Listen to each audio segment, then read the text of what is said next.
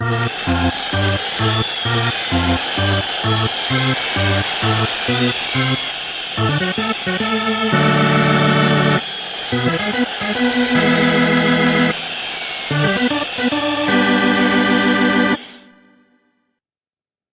we're back in the Jags den here with Spain Park head baseball coach, Coach Will Smith. As always, we'd like to thank RFG Advisory Group for their sponsorship of the Coach Smith Show, as well as Birmingham Landscape Design.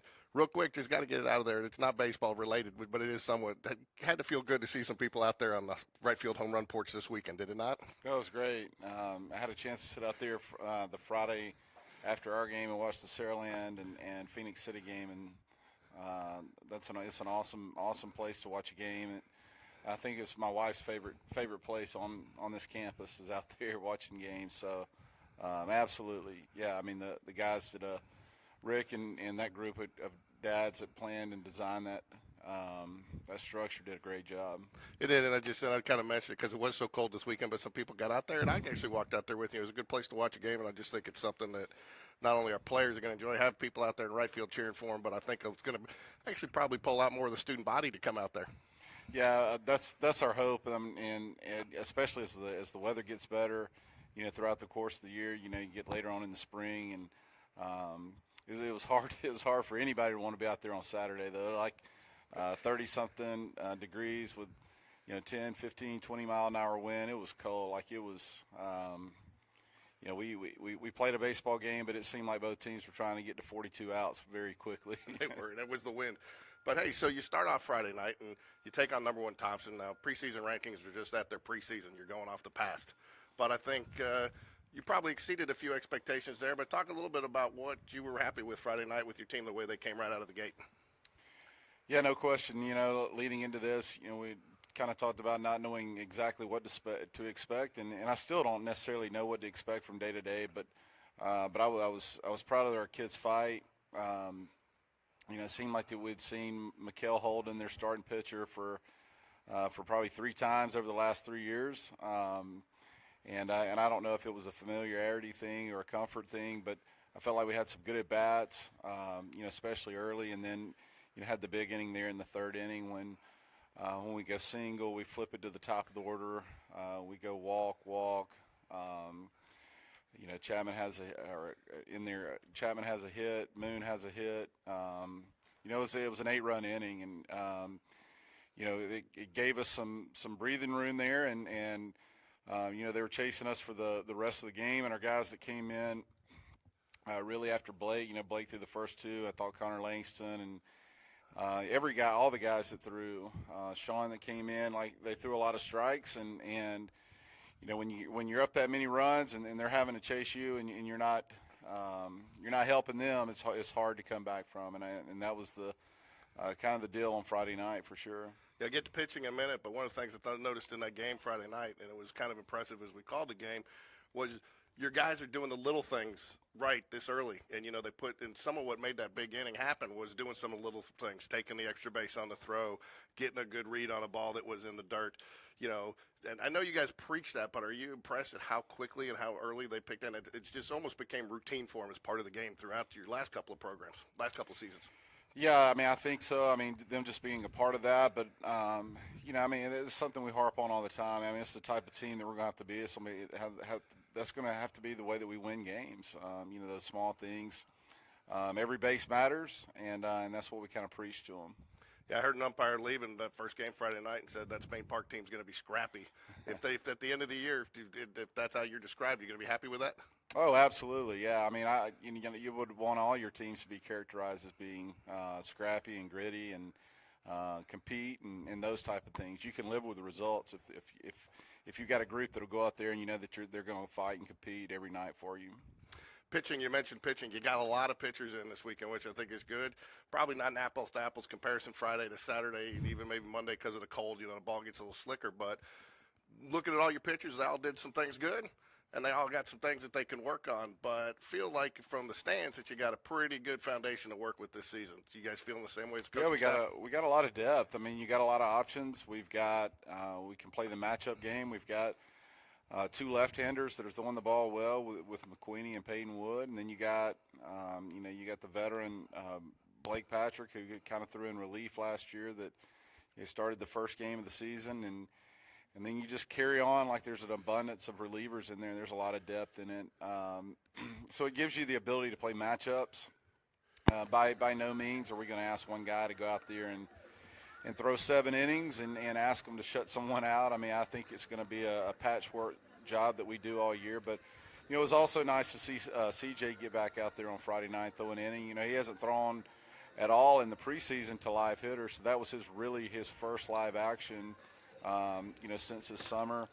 So we're excited to get him and increase his role as the year goes on as well. You know, hitting is streaky, you know, it is always, no matter what level you're at, but it seems like it feels like you have a very balanced lineup. And again, a lot of different pieces you could put in. You saw Reese Jones comes in, play a little bit this week. You move first baseman around Battersby. So it seems like you got a lot of other options, but it feels like this is a very balanced lineup. Yeah, I mean, it's not going to be a team that wins games by, you know, hitting 2 or 3 home runs a game. I mean, we're going to have to find ways to get on base. But like you said, I mean, it's got some balance in it. It's got some athleticism in it. We've got a lot of guys that have the ability to steal a base and create some pressure on the bases. And that's kind of what we're trying to preach is the depth of the lineup and you know, making all 9 of those guys, regardless of who it is, night in and night out, you know, be able to go through and compete throughout the at-bat and really tax the starting pitcher. And, you know, even in Saturday's game, I thought we had him on the ropes there in the 2nd or 3rd inning when we had it bases loaded. 1 out, top of the order up, was a 3-1 game. And we, you know, we just didn't get the hit during that time. I thought it was a big moment. You know, he was able to pitch out of it with a strikeout and a ground out. But, you know, like I said, Saturday was a very, very difficult time to try to assess, you know, a baseball game and assess baseball players, just because it was tough being out that day. Yeah, and I don't think that score was not taking anything away from Helena. I don't think that score was really representative of the game because you definitely, Spain Park had their chances. We left a lot of guys on base, but we, you know, and again, I think that's something else that we've noticed. You know, a lot of opportunities. This team has scored a lot of runs. 2 outs, started rallies with 2 outs. It's almost like they get up there mentally. They're not thinking 2 outs. They're playing, and I think that's an asset as a coach if you have a team with that mentality. They're not worried about having 2 outs. No, it's huge. I was thinking about it last night. You know, we go up 1-0 there in the first, and then do not score in the second. In the 3rd inning, we have our first big 2-out hit with Coleman. Coleman knocks in 2 runs to make it a 3-0 game, and the very next inning, Aiden Burke has a 2-run double that makes it 5-0. You know, those 2-out hits are huge. You know, like we mentioned kind of on the first broadcast that we had, you know, I think that's going to be big for this team this year. You know, getting off the field defensively when you have the ability to get off with 2 outs, and then offensively, you know, when you have the opportunity to make a 2-out hit, to make that or to have a good at-bat in that situation, I think are going to be the difference in wins and losses with this team this year. You talk a little bit about Aiden Burke. I wanted to highlight him just a little bit. You know, he's a guy that batted 9th last year in the order, but solid shortstop. Worked hard in the offseason that clearly has gotten stronger, but it's bringing a little bit more of probably an aggressive mindset to that leadoff position. I think he had 2 first-pitch hits last night that, you know, he's going up there ready to swing right out of the gate. Yeah, he is. I mean, you know, obviously, you know, his main role last year in our lineup was to catch the ball at shortstop, and I really didn't care what he hit. You know, he was more of a defender, and we needed him to take that extra next step this year, and it's something we've preached a lot with him and worked on a lot with him. You know, him being able to use all sides of the field and just kind of staying in the middle of the field, and I think you know, he's had some success with it, and you know, it goes from being like, and that's the thing, like just kind of teaching it early on, like what's your objective this time? I'm trying to get on base? Is it an RBI type situation? Just knowing the situation and being able to teach that and him understand that. Of course, you know, you start the game with a single, and then he comes back there in his 2nd or 3rd at bat and has the big double. I mean, that was a completely different scenario. Although he did swing first pitch on both situations. But that at bat, he was more of an RBI guy, you know, and just having him, you know, understand what he does well, his strengths, and kind of staying within those strengths, and you know, not trying to do too much. Yeah, not trying to put too much importance on them either, but you got, a Matthew Weedra behind them, James Battersby and Chapman Blevins, three guys that can hit for power. And if he gets on, I mean, it kind of dictates what those pitchers are going to be able to do to those 2, 3, 4 guys. So him getting on and being disciplined, like you said, and playing multiple roles down there's got to be huge for you in this lineup. Yeah, absolutely. And he's got the ability to run, and he's a guy that's fun to coach. I mean, guys like that you have to kind of pull back in off the boat. That's they're that aggressive style in nature. I mean, that's something that he has. I would much rather be on that side of it than too passive and too timid. But he plays fearless. He really does. So you head down to Orange Beach this week for a tournament. We've talked about this tournament is as much about the baseball as it is about the bonding experience. So talk a little bit about that and what you've seen some of the other teams up to this point doing, what your kind of expectation from that standpoint is. No, yeah, I think it's a big weekend for us. We got the opportunity to get out of school early on Thursday. I thank you to our administration, Dr. Esslinger and Mr. Donaldson for that, and kind of get away from school and just from a culture standpoint, be together for 3 days and spend 2 nights. All right, together. folks, we're here. It is live. It's very unique. And we're doing the best we can with Wi-Fi signal. Yeah, so if you don't have the best Wi-Fi signal, and it's jumping a little bit on you, I go ahead and apologize, but that's the best we can do. Richard Moon's going to be on the mound for the Jaguars today. So Jaguars are the home team in the cream yellow color uniforms. Mobile Christian's going to be in the gray dark uniforms. So I want to thank Prep Baseball Report for our pregame scouting report on the Mobile Christian. They are the Leopards, coming out of Class 5A, Area 2. Preseason ranking number 5 in 5A, Doug. Doug Cole's joining me today, folks. So he's a rookie, so give him, and he is from Tennessee, but so is my bosses. So cut him a little slack. How you doing today, Doug? Hey, go Vols. Go Vols, there you go. So I was thinking this morning last night driving down, this is my network debut here. And so Ricky and Jay Bradford had set the bar really high. And so I just hope I can live up to their standards. And my wife gave me one piece of advice. She said, make sure you pronounce your words. There you go. Well, I'll tell you, one thing that I'm just going to go ahead and tell you right out of the gate is Jay Bradford's a professional. So I long stop trying to live up to his expectations. So as long as I keep Coach Dunn happy, that's all I care about. That's a good place to start. So, well, I think Jay has had surgery this morning, I believe. Shout out to Jay Bradford, Jay Bird. Hope really? You're doing well. Yep. He should be out by now and should be listening to us live. I expect a text from him any minute now confirming that. First pitch, ground ball, second baseman. I believe that's going to be Reese Jones. Throws a little high. Oh, he pulls him off. I don't know about that, George. I don't either. I think that was a bad call. It was a speedy runner, and I think we'll get their game changer going here in a minute to get their lineup. Sorry, folks, had a few camera issues today, and trying to get the Wi-Fi working for you folks. But so I'm not sure. But man, I'm first. Looks like we got Battersby back to third today, and is that Mr. Bird on first base? Looks like. And we just so you know, folks, we are going to have a little bit of hole in our cams today. Couldn't quite get the position, so going to miss a little bit of third base, deep short. But we'll get you left field and everything else. So, but we do have the base paths covered. So, do the best we can with what we have to work with. We are not ESPN, but we try to be.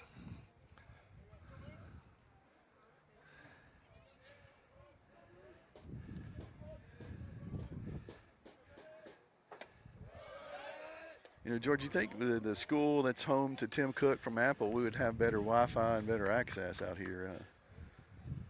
One would think. So, Mobile is your home team. I mean, your visiting team. So,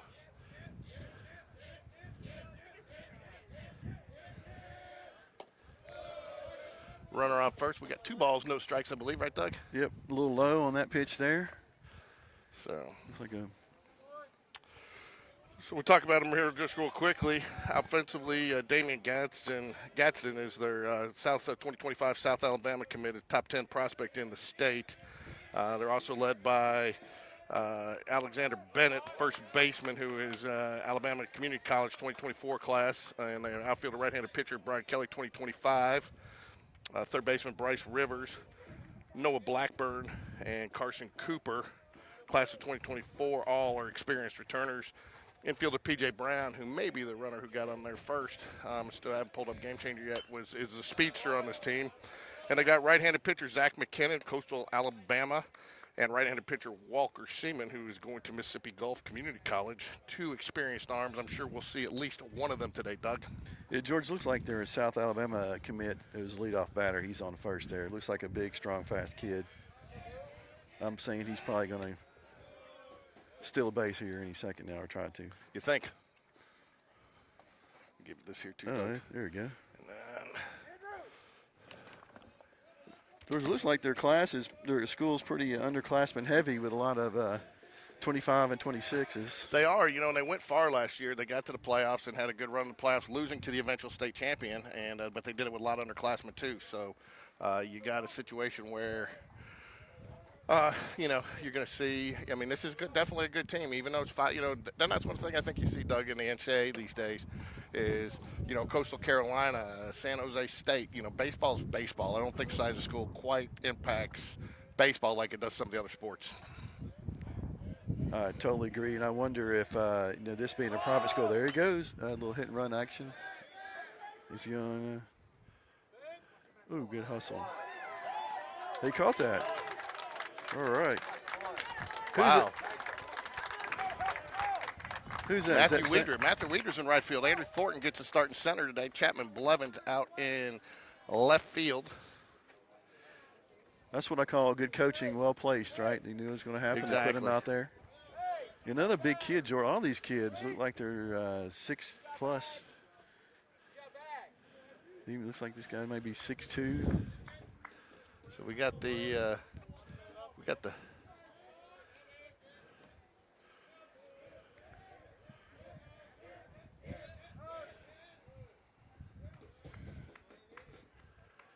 you go. We're gonna have the opposing pitcher and the batter down here on Game Changer, covering up a little bit of the bottom of the dugout there.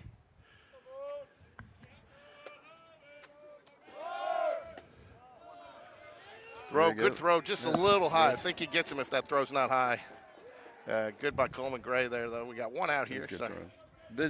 He's a big, strong, fast kid. I'd say he's probably got a few stolen bases in his career. Yeah, so and now at bat, Bennett, number 4 for the Leopards. I'm going to call them the Cougars a couple times because I don't know, somehow I got my name last night like they were Cougars when I was doing all the graphics and everything. So I was telling the wife earlier, out of all of our years of baseball, I don't think we've ever played a team nicknamed the Leopards. There you go.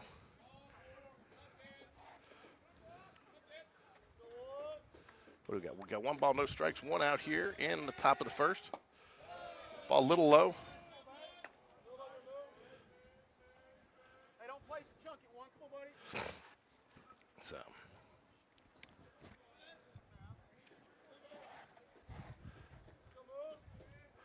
George, I'm sure this being a private school, are they able to recruit and offer scholarships? Do you know? You can, just what it comes down to is, when you get into some of the, what did I do there? Is it a good strike?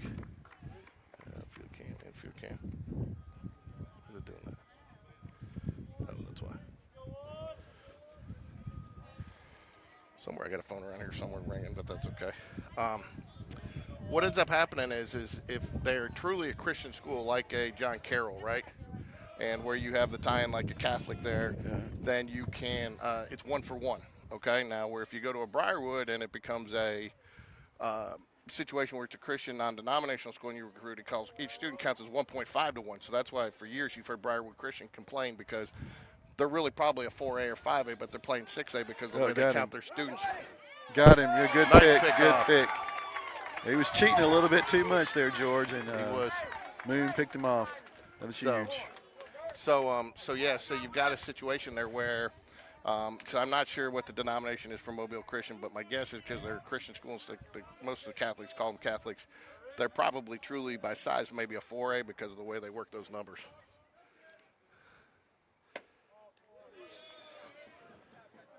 Yeah, just by looking at their team, I say they are recruiting there. Because because every one of them is like 6 foot plus 220. So, and Coach Smith, that's what will drive him nuts all day long is those freebies. Yeah, we can't give the freebies out. Nope. So, doing our best, folks, with the Wi-Fi signal here. So, trying to get it to where we can get something a little bit. Hard hit ground ball, easy play at second, and we're out of here. There you go. Thanks for covering for me, Doug. You're welcome.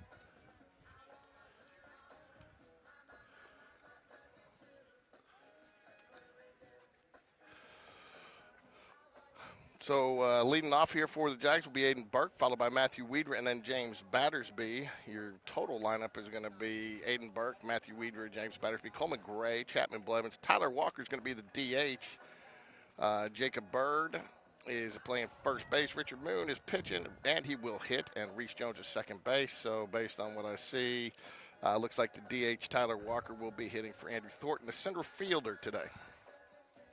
So...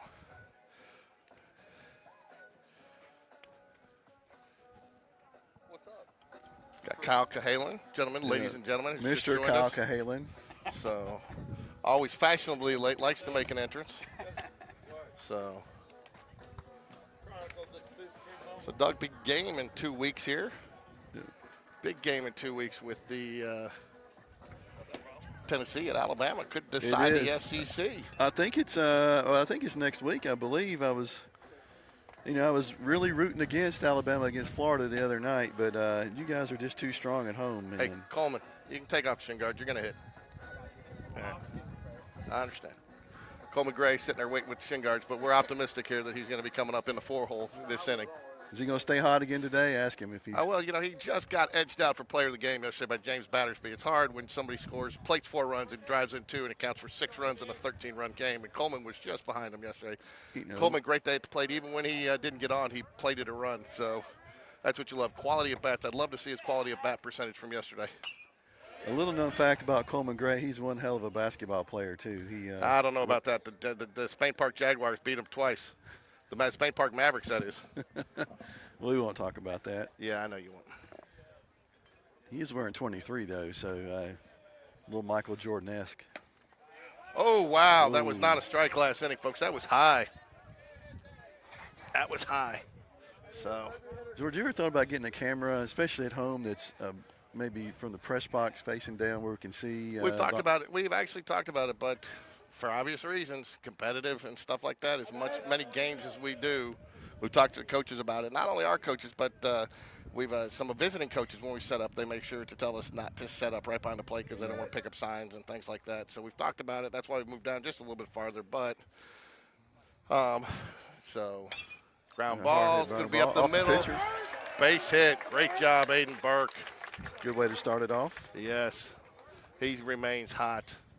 McKinnon on the mound for – McKinnon is on the mound for the Leopards. Again, folks, internet service is not great out here, so getting several drop frames. Apologize for that, but we can only work with what we've got. So if it's a little jumpy, hopefully it'll Wi-Fi. We've tried it several different places. Hopefully it'll pick up. Well, they got me and you, so they should be happy with that. Yeah, so. McKinnon is a 2024 going to Coastal, it's like Coastal Alabama. Coastal Alabama, yeah. Yep. So he's one of the 2 arms that we mentioned with lots of experience that we expected to see today. We should be joined here a little while, Doug, by David Sharp, Regional Southeast. I get his title mixed up all the time, but he's Southeast Regional Director of the South for Prep Baseball Report. I want to thank Prep Baseball Report. They're where we get a lot of our information to prepare for these games. So we do our best to try to get you guys as much information as possible. Now, as guests, do we get paid for sitting in here, or is Ricky the only one that gets paid for this? Nobody gets paid except we get paid in enjoyment. There you go. Dog, man, did Ricky prepare you? I mean, you're right there. Oh, Nice good drive stroke. down the line. Should be extra bases in the corner. Coach Smith I is think going a 3 right here. Yeah, Coach Smith is. He was sending him, but he held him up. Stand up double there for Matthew Widra. Good to see him really come out of that a little bit of slump he's been in. That's the first time I think he's I don't know if I up. go as far as he says a slump. I'm going to disagree with you there only because he's been hitting the ball hard. Yeah, he's he hit has the ball hit hard right at a couple of guys. So I'm not going to go quite as far as slump. We got Chapman Blevins in the hole. Macy, he's feeling and looking good. No bruise on that eye. So Stitches, you can't even tell that he's got it. So Macy, we get his glove resized. It's a little bit bigger now. So if you're out there in Bulldog country listening to us, Macy, thanks for joining us today. So we're having a little bit of fun down here. Called strike. Well, I feel like we're sitting in the dugout pretty much. We are pretty much, and I kind of like that sometimes. So, yeah, but to your point, Doug, we have talked about it, and, I will tell you something else, too. I struggle. This is a personal struggle. I hate the camera behind the net. I don't like seeing behind the net. I like a clean view. So, personally, if I had I actually like the camera set on the first base line better because you can see, and you can kind of see the height, kind of the side. I agree with what you guys are saying because it's hard to tell inside or out. But we even looked at going to an outfield cam this year because I've got a wireless cam. Oh, nice. But you know what, Doug? When you're rushing, sometimes you only got an hour set up. You do what you can. There's That one's another going to be a tough play. Nice play, second baseman. It's going to be enough for him to tag, and he gets home. All right, good hustle, Aiden.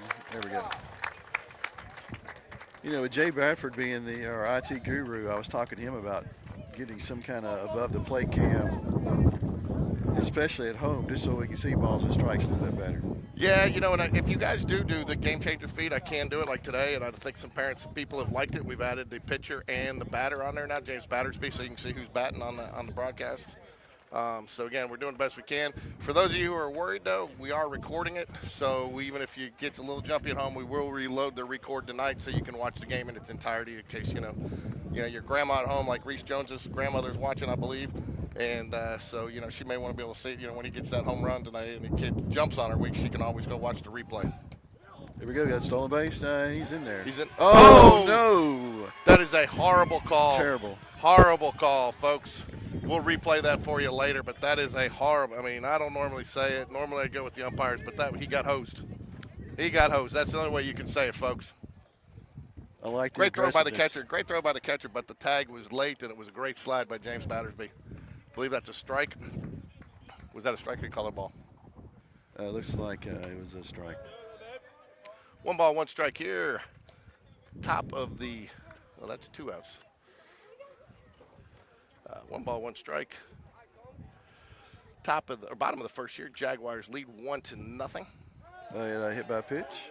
We're going to see a little Arnold Bush action, you think, right here? I think so. He might shake it up a little bit. No, he's going to stick with Arnold Bush. Arnold Bush and his oven mitts. I'm not sure the oven mitts are required in high school, but I like it. No.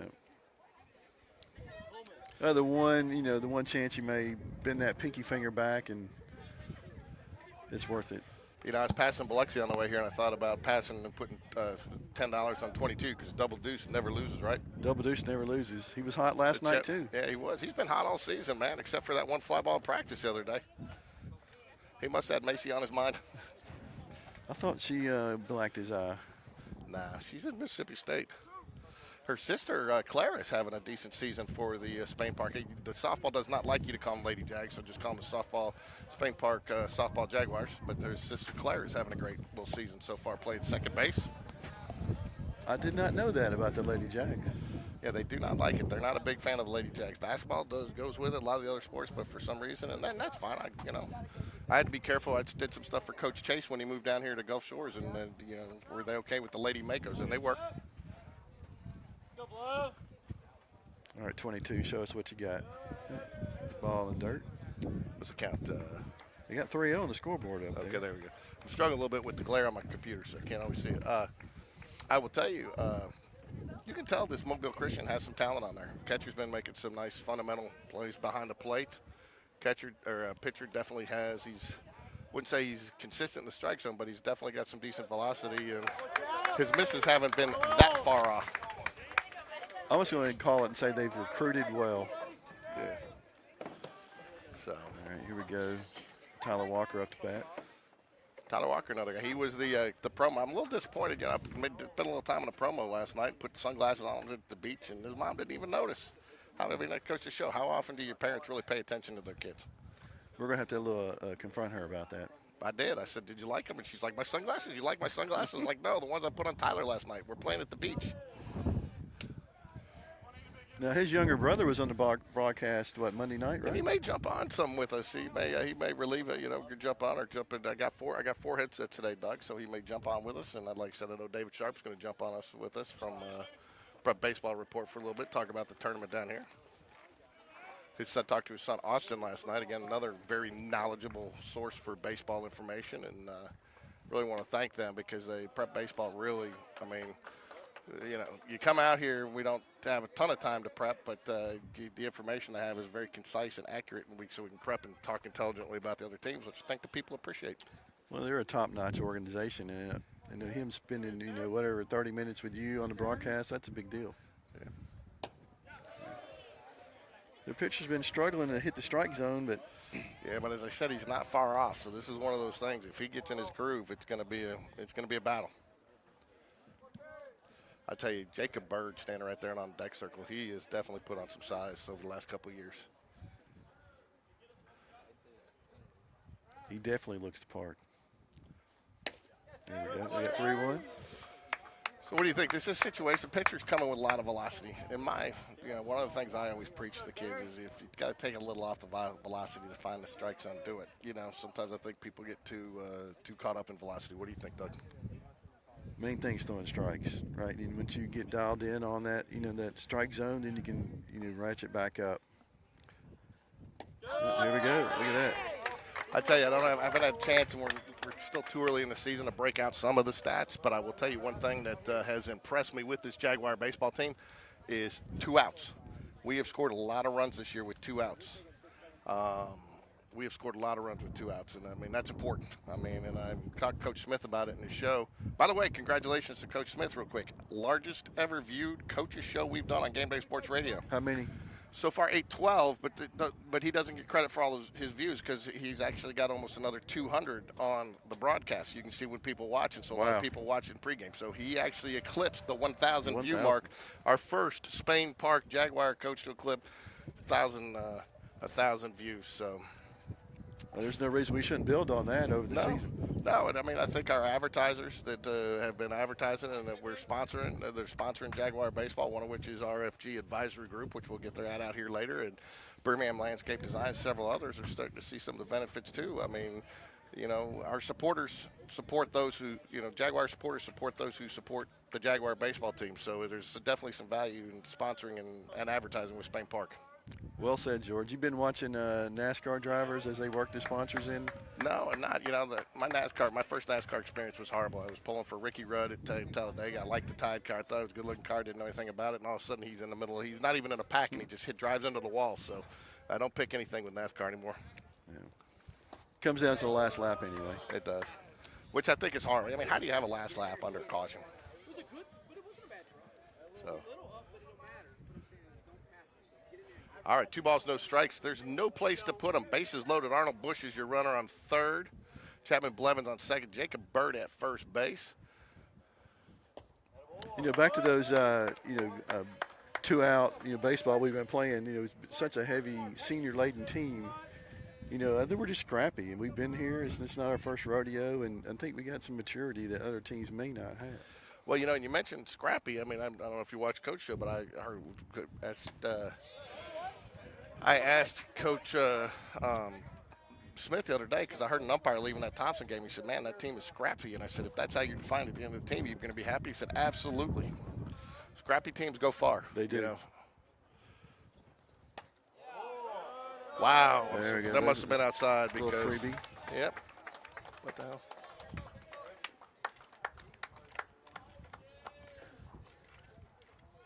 I don't know much about that 2014 team that won the championship, but I've heard that they were scrappy as well and Yeah, I real don't know a lot senior about 'em. laden. Have you heard that before? I have, and I don't know a lot about them either, but we're going to get to know them because they're coming out March 16th. We're doing a 2014 championship reunion at the game that day. They're going to honor a lot of those guys, and it will be a fun day. Hopefully we have some nice weather for that one. That's the problem with baseball. You plan something nice like that and you get a rain out. I know. You going to be able to talk to any of them beforehand? We're going to try to. We're going to start trying to talk, and especially the ones that can't come. We're going to try to do some little promos, some interviews with them, and so Richard Moon, the pitcher, is at bat right now. Rich saw a lot of pitches last night, so we got 1 ball, 1 or 2 balls, 1 strike, 2 balls, 1 strike here. Yeah, he's still really struggling to hit that strike zone, George. Yeah. I tell you too, and I saw that umpire try to start giving maybe one or the other a low strike or a high strike, but when you're high low, left right, it's tough to get an umpire to give you anything. 3-1. What do you got on velo on this guy here? I don't know. I got left the radar detector in the car. I got to go get it. We need to get Kyle to run back there and take a look for us. I'll go get it here between innings. So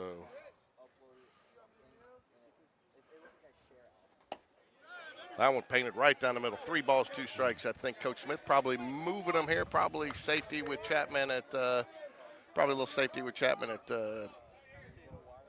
especially with his eye at third. But everybody else should be hard on the go here. Fouls it off. We'll reset and do it again here, folks. Blake Patrick makes a move for the ball, but somebody else decides to get it for him. Aiden Burke helping out from the on-deck circle. Blake Patrick's on fire last night, ladies. His hands are still hurting. He can't touch the baseball. There we go, another freebie. We've tried to talk to Blake Patrick many times, but we can't get his media consultant to work with us. You talked to his agent? Maybe that's where you need to start with. I don't know why this. We're in the bottom of the first. I don't know why this thing keeps messing up.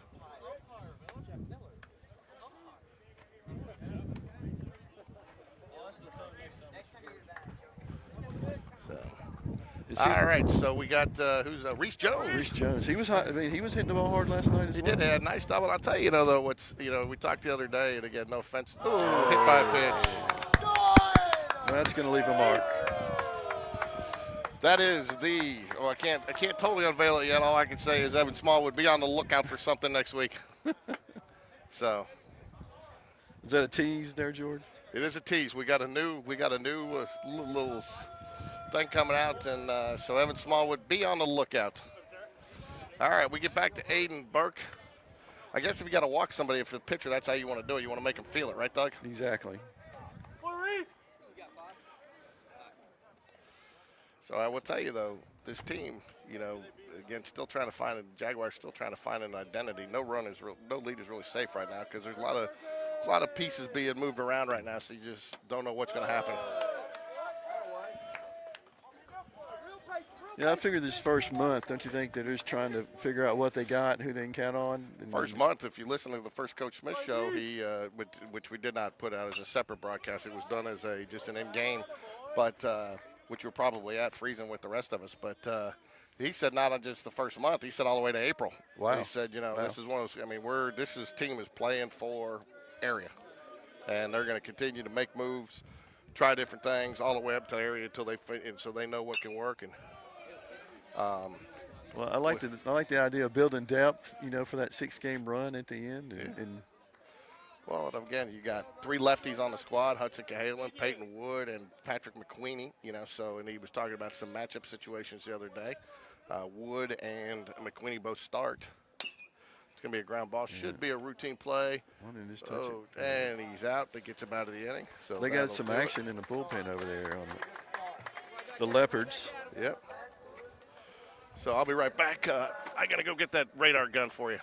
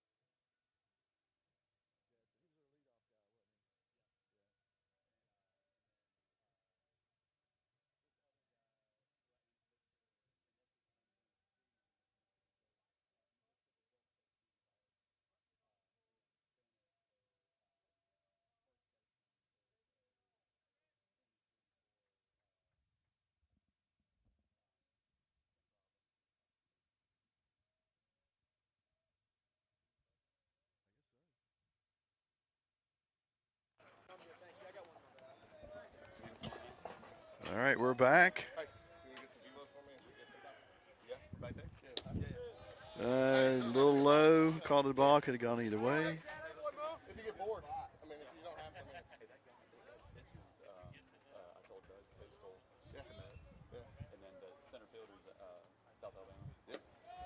to. Little high, a little high.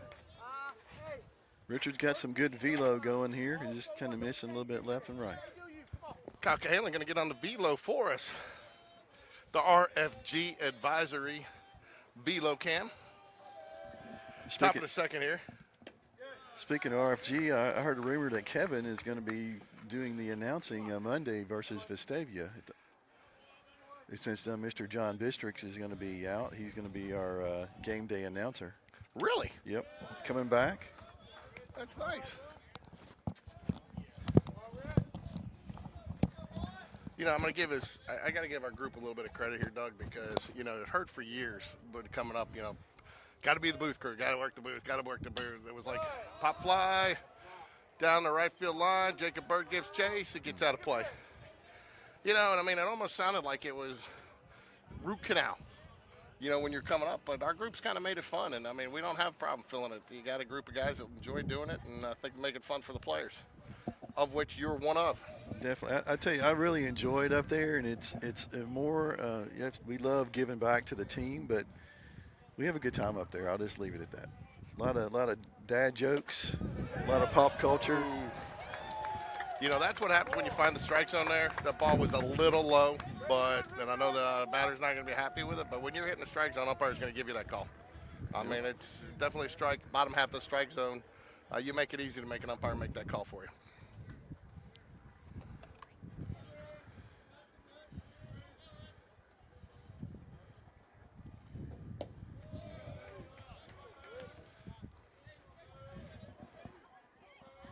I like that he's keeping these pitches low and away.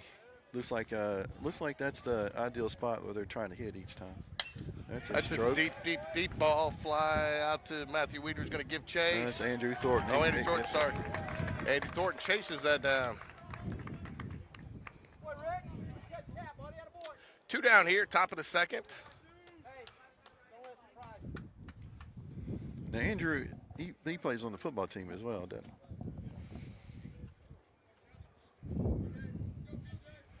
Jason Smith, the head coach for the Leopards. At bat now, Brown, who is the speedster. He's an infielder, 2026, class 2026. He's somebody that Leopards have high expectations for this season. Ball one, gets back to the backstop. Please. Jaguars lead. Oh, 4. How did we get 4? Did we get 4, Doug? Yeah, we got a lot of gimmies on that one. George, we get 10 after 5 here. We'll be on the beach about 3:30, 4 o'clock. You know, while I do like to win and run roll them, I'm actually enjoyed sitting out here. So let's let this one go 6. You want to get our money's worth today? Well, I'm fine going home a little early, but let's get 6. I really wish this thing went into Sunday, but 2 balls, no strikes. Oh, 3 balls, no strikes. Sorry. 2 outs here. On time, great angle. Come on, buddy. Jaguars lead 4-0 here in the top of the second. Brown at bat. It's going to be play to Richard Moon. He's got plenty of time, and he gets the out. George, he swung on a 3-0 pitch there. That's I don't think smart as a baseball. coach, I don't think you're happy about that. So, going to take time here to enjoy an ad here from one of our sponsors.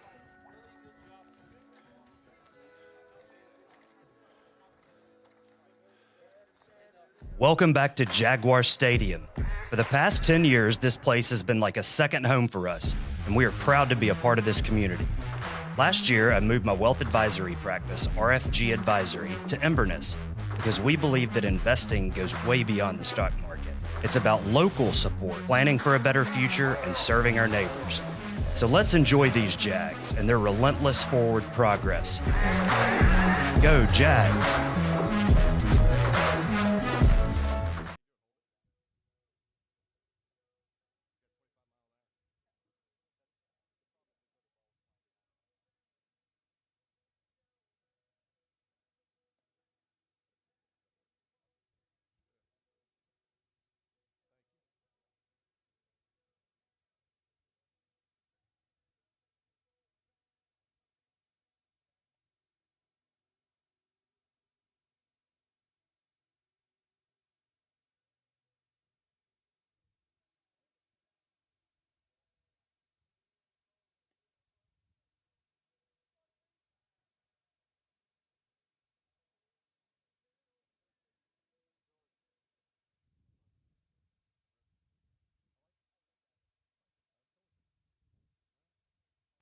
All right, ladies and gentlemen, Sean Jones has just approached the table here with his snack of the day. It's a new feature here we're doing at Game Day Sports Radio, Jaguar baseball coverage. Today's snack of the day is roasted peanuts. So if you guys haven't seen Sean Jones at a game, he usually comes back from the concession stand. He needs grocery bags to come back from with what he ends up buying. And he usually, somehow he gets a happy hour deal. I don't know. He came back with like 6 bags of chips, 2 hot dogs, 2 Cokes for $10 the other night at Pelham. Wow. I hope the roasted peanuts are better than the boiled peanuts. I had them last night. They weren't very good. So for those,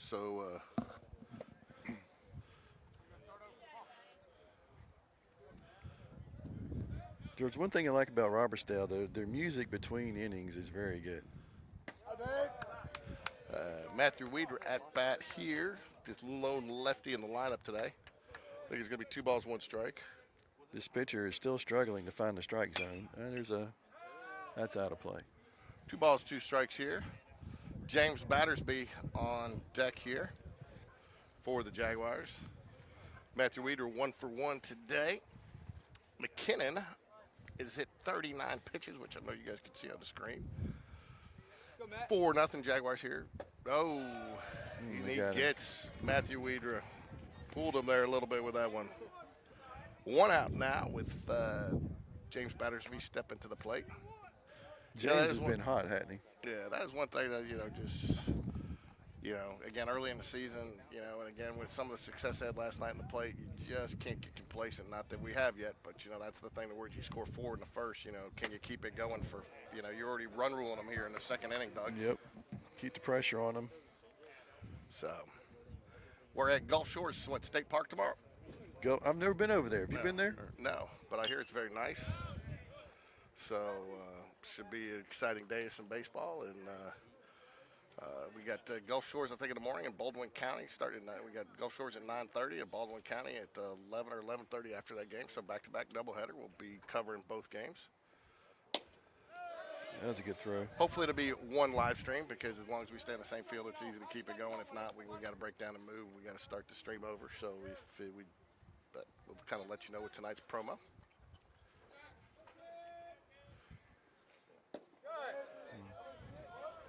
Hope everybody enjoyed Hudson Cahalan supporting his sunglasses last night on last night's little graphic. Not sure where he got those from, but I'm sure he'll be passing them around to the team. I did hear he signed an NIL deal with them. That was a low strike, and I'm going to say that he got hosed there, but we got one like that last inning, Doug. So try to be fair, try to be impartial here.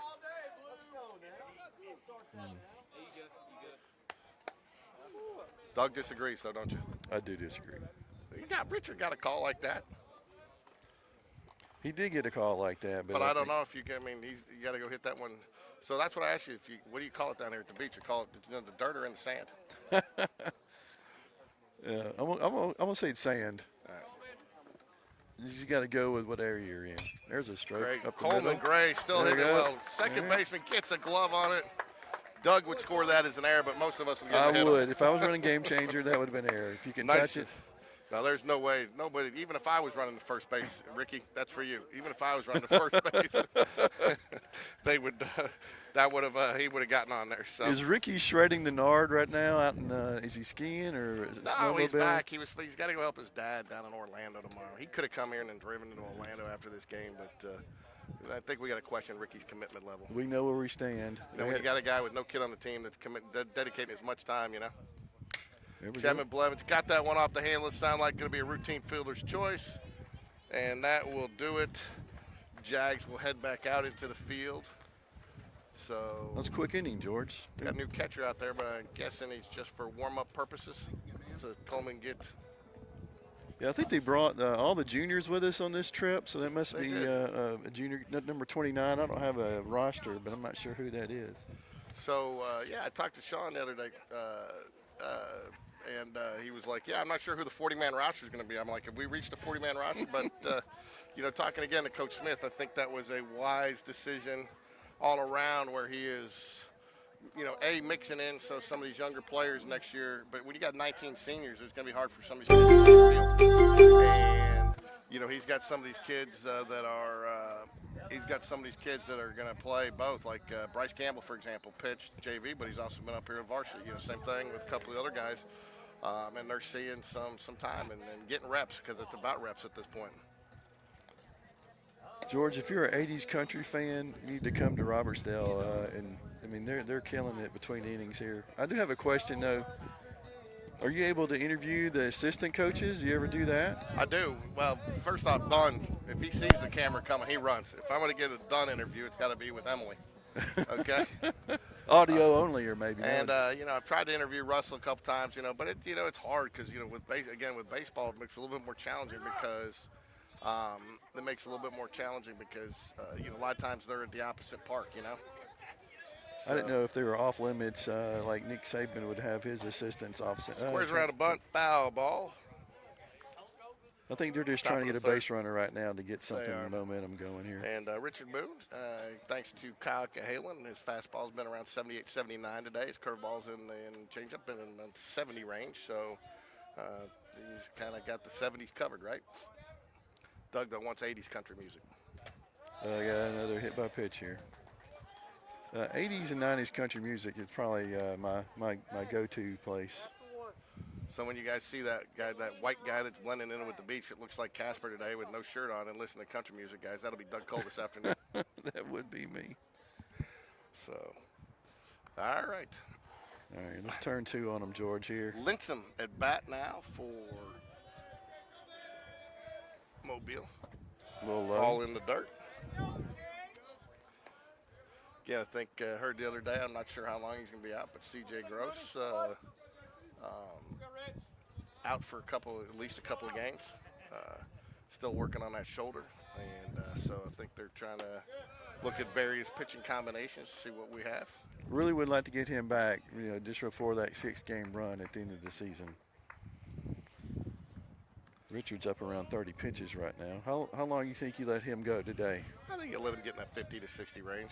Yeah, again, it just I depends. got him. I think it just depends on what's going on, Again, but then again, they may be looking for something specific here. And once they see it, they may stick with it or go with it, go away from it.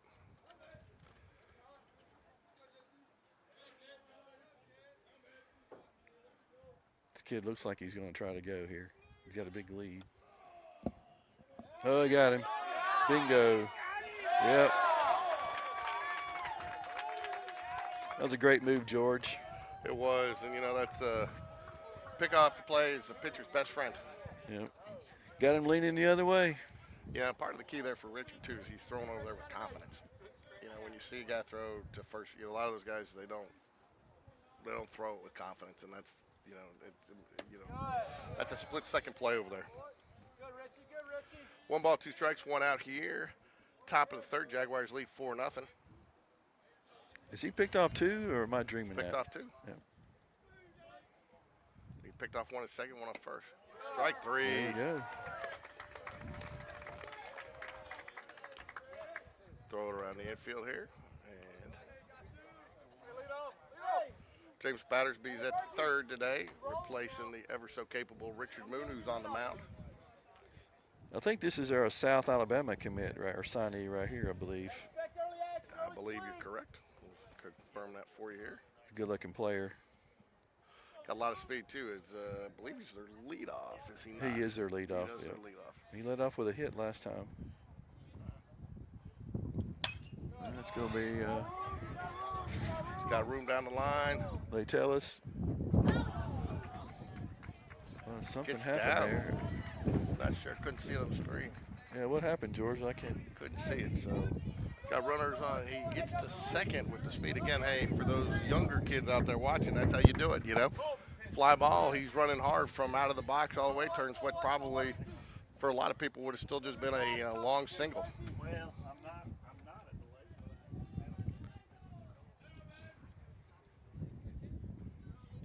lake. Yeah, that is the South Alabama commit. Now bat is Rivers. Good. Fouls it away. Strike 1. 4-0 here, top of the third. It's all been all Jaguars. Mobile Christians struggled to find a plate a little bit. Jags have taken advantage of it with a couple of walks, a couple hit by pitches, and then some timely base hits, several with 2 outs, right, Doug? Very timely. You know, you mentioned earlier about playing on Sunday. It'd be nice if they maybe took bracketed everybody on the final day and, had a little championship. I agree. So, I agree. I think that upcoming Perfect Game tournament's that way, correct? I believe it is. Yeah, we should see some exciting baseball next week. So one of the biggest high school baseball tournaments, if not in the southeast in the country, is it not? I believe so. I think there's 60-plus teams, and that IMG team we're playing, I'm not sure which one it is, but they're usually really heavy with D1 signees. They are.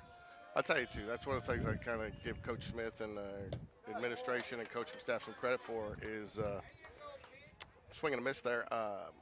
Getting us in these tournaments. You get to see some teams, have some fun. It's not the same old Vestavia, Hoover, Thompson, Gardendale, that you're used to playing. You get to see some different teams and travel some couple places, and just gets a little bit of excitement heading into the starting the season, in my opinion. I agree. I always like playing against the best and to see what you can do. You never know. 2 balls, 2 strikes here. Richard Moon checks the runner at second. He goes.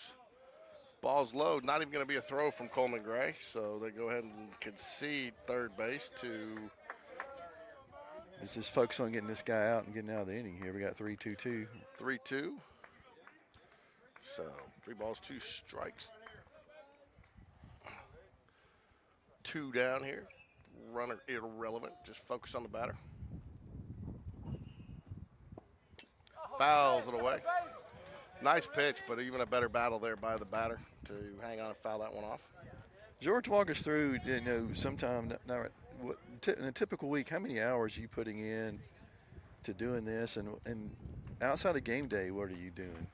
I mean, I probably put per game 3 to 5 hours in just in getting graphics and stuff ready and doing research. Ball for a walk there a little high. Doing research and, you got to charge some of the equipment. You got to get it ready. Sometimes I don't always get it packed and as organized getting out of there, trying to get out of there fast like last week. And so, per game, I think on top of the game day, it's probably anywhere from 2 to 5 hours, depending on, how much we want to put into it. Doubleheader, sometimes we do a little bit more just because, but the graphics, the promos and stuff, but it's fun. It's all about the kids, man. That's what it's for. And I think some of the kids enjoy it. And I know a lot of them go back and watch and hear what we say about them the next day. And we try to keep it positive, but we also try to keep it fair between both teams. I think, 3, 5, 10 years from now is when they're going to enjoy it more, when they can go back, pull it up on YouTube and show maybe their kids or, or just their friends or just. Yeah. Well, I think even the younger kids have started getting into it. You had Anderson Walker on with us last week, and he may get on, and that's part of what we're doing this for, too. We're starting to get some students that are interested in doing it. And I don't know if you saw one of the things, and it's one of the things we've kind of preached to Spain Park, hoping that they could get going, was a broadcast department or broadcast club or broadcast schedule or department for classes, because Oak Mountain has it now. And when Oak Mountain played Trussville in the area of basketball, we let their kids come over and they broadcast their game on our equipment on our channel. Oh, nice.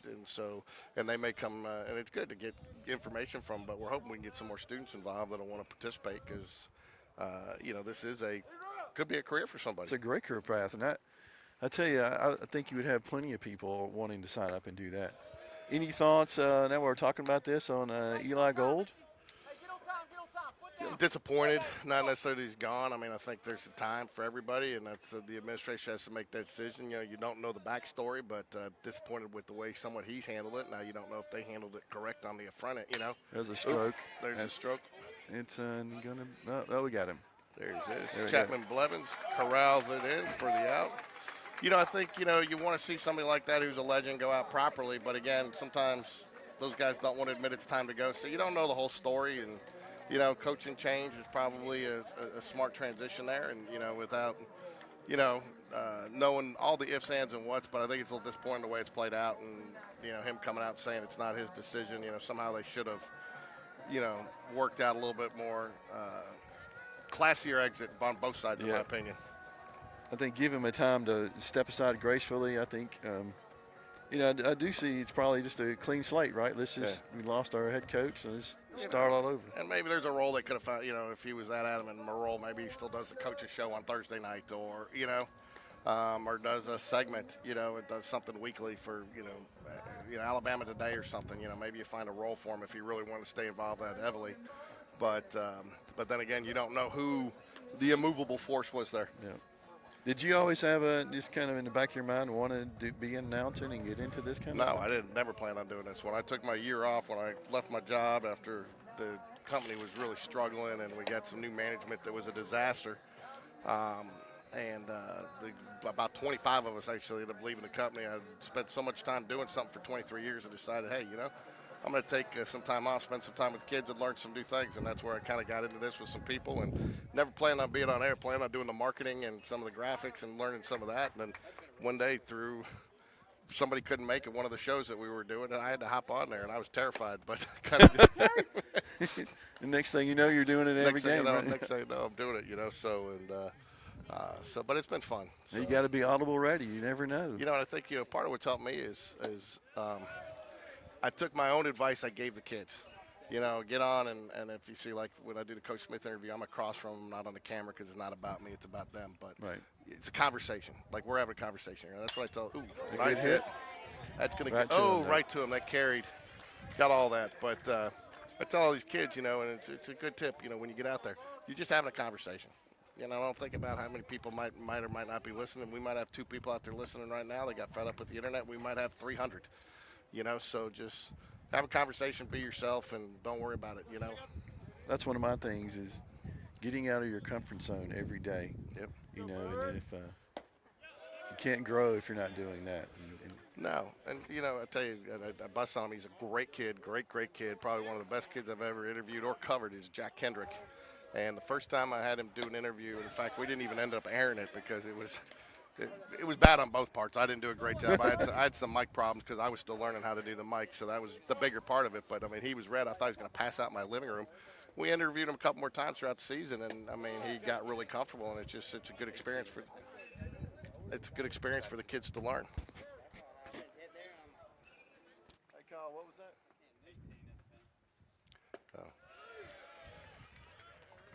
Jaguars, we got a strikeout there. We got a new pitcher, George. Number 7 looks like. No, not the same pitcher. Sorry. Hold on a sec. We got a problem, Doug.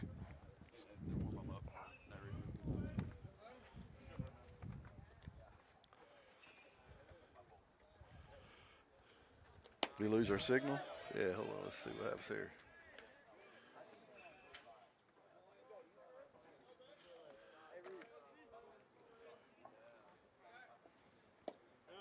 He's in a rhythm. Get him out. Slow him down. Yeah. Slow him down.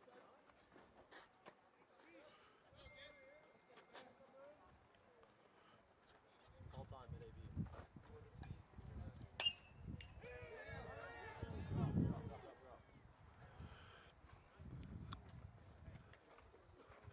All right, we're connected here. We're reconnected, Doug, so we'll see how this works.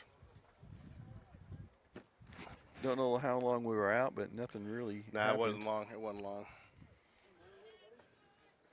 I know Ricky is a big fan of the umpires, isn't he? He's gotten better this year. Is he? He's gotten better. So. I've noticed that the umpires are either living at Danbury or just graduated from high school.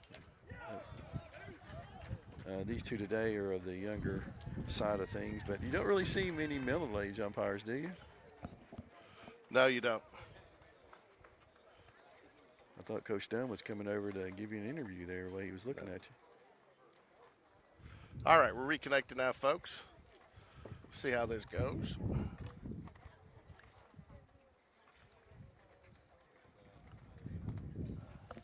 George, I was looking at Coleman there, and he was putting his earpiece in. What can you tell us about, that's new this year, right? What can you tell us about that? Well, it was a new HSA rule. We actually covered it, and it's just nice. They can call, and he can go straight to it. He can go straight to the, give him to play what he wants. I got a phone ringing somewhere. I don't know where.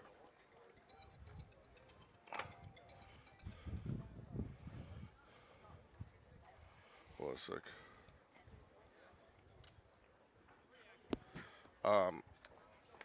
Anyways, it just speeds up the game.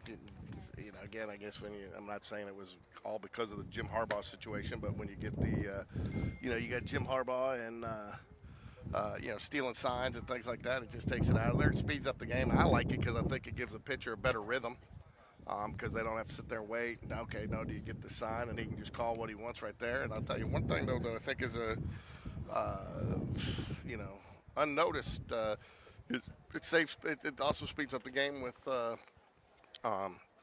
less trips to the mound. Okay, and it will actually because Coach Dunn can sit there and go to Coleman. Hey, go out there, tell him he's quit slide stepping.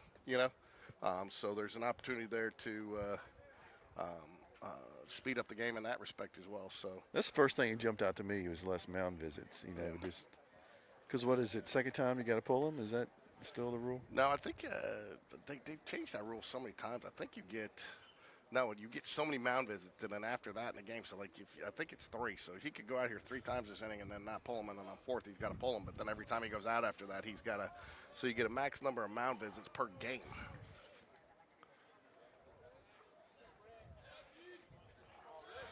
Here we go. All Starting. right, so Richard Moon back at it here, top of the 4th. Jaguars, according to Kyle Cahalan, do have some action in the bullpen.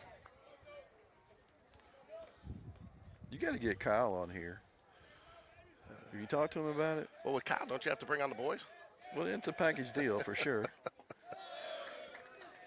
And I think they would probably be the star of the show, to be honest with you. I don't know. He said 18 was in the bullpen, which would have been Battersby. But Battersby's playing 3rd, so I'm not sure what they're going there. So, but maybe they're going to give James Battersby, and they may be getting James Battersby some work today. Deep hit ball out to left field. Ooh. That wind is really circling up there, George. Chapman Blevins makes the catch. So.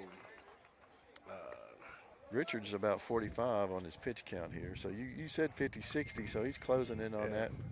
And that may be their plan today. They may go Moon to Battersby and just switch 3rd, not have to change the lineup at all.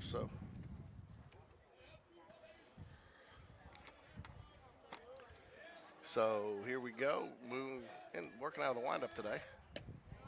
Good throw. Do you find yourself when you watch a football game or a baseball game, either basketball, do you listen to the announcers more now that you do this and try to glean off their style? And Yeah, sometimes.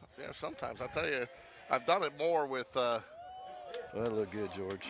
I've done it more with, to believe it or not, I've done it more with other YouTube broadcasts. Okay. That you'll see and just see it. To be honest with you, a lot of times, and I think that's one thing that we do, and I'm going to pat ourselves on the back. I think we're doing excellent job with the graphics and the.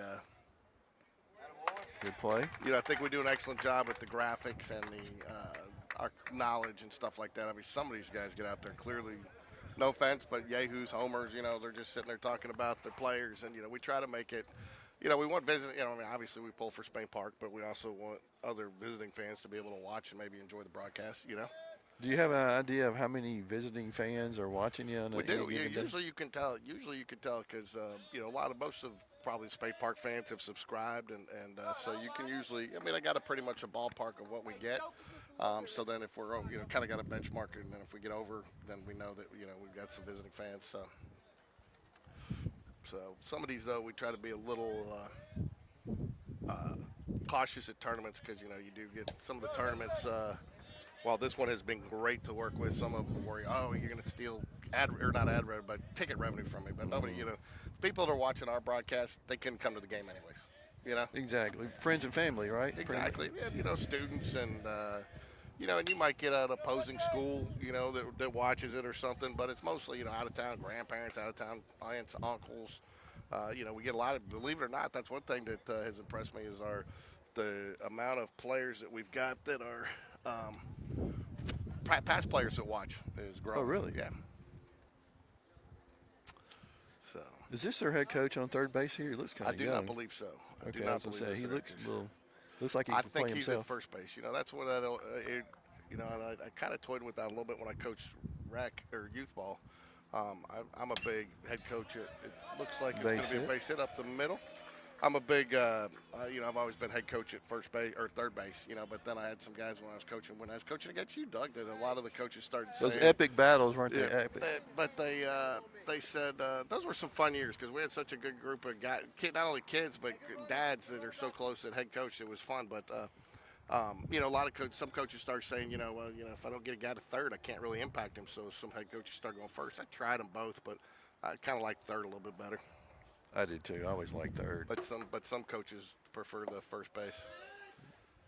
I was up at Hoover East not too long ago, and I just happened to, reminisce about all the games up there, and we did have a good group of dads, didn't we, for several years. So just so those of you know that since we put 4 on in the first inning, and then Doug Cole had his run rule on him in the first inning, and now we have yet to play another run. Jinxed us. George had already changed into his bathing suit. Maybe that was a problem. I didn't bring one, man, but I tell you what, got up 6 o'clock in the morning, went out, had a cup of coffee, sat on my balcony, looked at the surf, went down, walked around on the beach this morning. Started to feel old, though. A lot of old people walking on the beach 6:30 in the morning. Yeah, I get that too.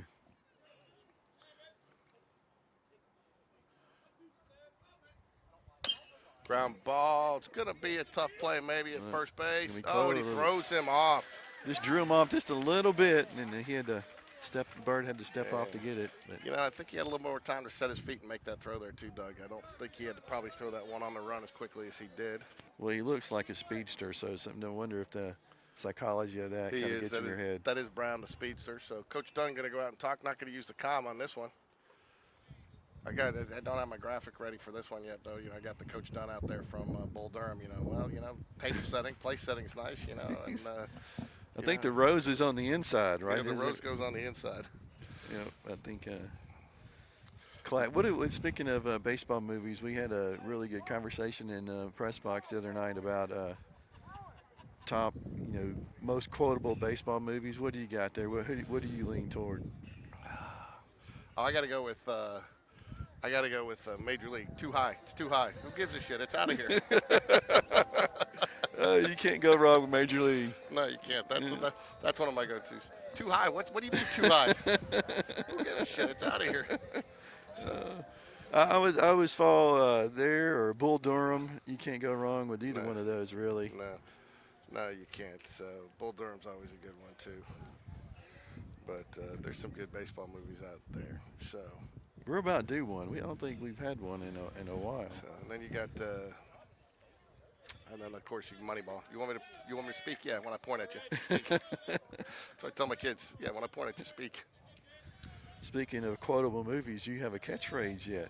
Have you developed one in doing all these games? Nah, the thing I've gotten stuck with is, last year I was hot, going to that Vestavia game, and I couldn't find a cup. And, of course, none of my kids put a cup in the dishwasher, so I go to get a cup, and so anyways, I just grabbed the whole 2-liter and took it. So they call me 2-liter now because I'm always running around with a 2-liter bottle because I started bringing a 2-liter rather than go buying 10 Cokes, Now you drank a 2-liter in one game? No, it wasn't a full 2-liter start, but I didn't tell the guys that. Sorry, Jay. I let you think for a year it was a full 2-liter.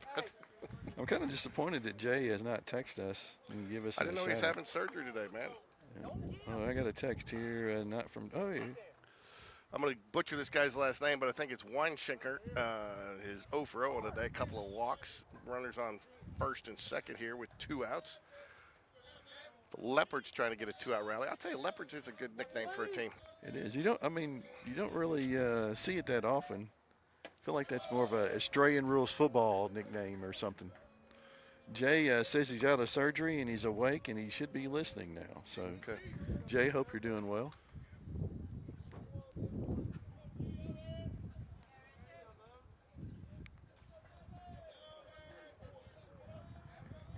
Richard's closing in on 60 pitches. That was a good throw right there. That may be the last of him, but he's had a really good outing today. All right, Doug, I'll be right back. You're going to fly. So we're going to do another Kevin RFG advisory advertisement here real quick while I run. This is really just a restroom break for me, but my excellent opportunity to highlight one of our key sponsors, Kevin Harper, didn't just mention him outside of his ad. I mean, he sponsors everything at Spain Park. I mean, he is not just baseball. He does football, cross country. His daughter's a cheerleader. I mean, he is an all-around Spain Park athletic supporter, and we're glad to have him as part of the Jaguar Nation. Welcome back to Jaguar Stadium. For the past 10 years, this place has been like a second home for us, and we are proud to be a part of this community. Last year, I moved my wealth advisory practice, RFG Advisory, to Inverness because we believe that investing goes way beyond the stock market. It's about local support, planning for a better future, and serving our neighbors. So let's enjoy these Jags and their relentless forward progress. Go Jags!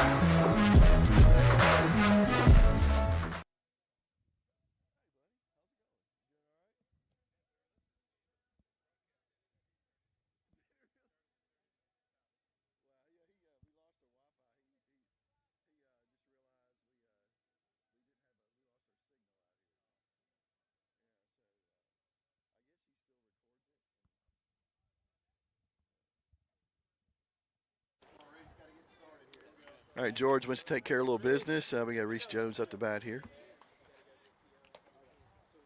First pitch a little low. 1-0. Reese was on fire last night. See if he can continue it today. A little strike. 1-1.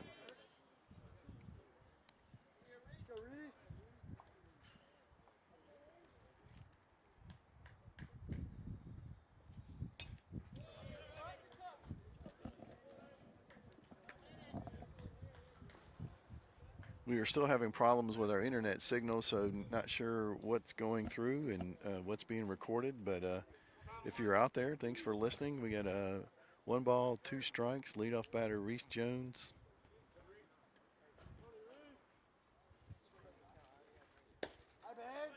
Ball high, 2-2. It's been kind of slow since that first inning. Need to wake up the bats and get a little action going here.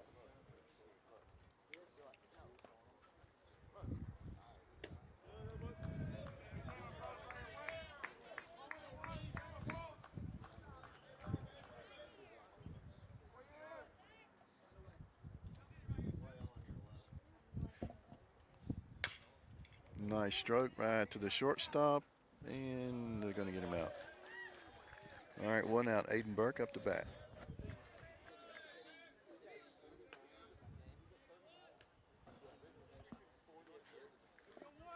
I think this was a plan by George to leave me high and dry here the first time I've done this. So bear with me if there's too much dead air or not enough dead air.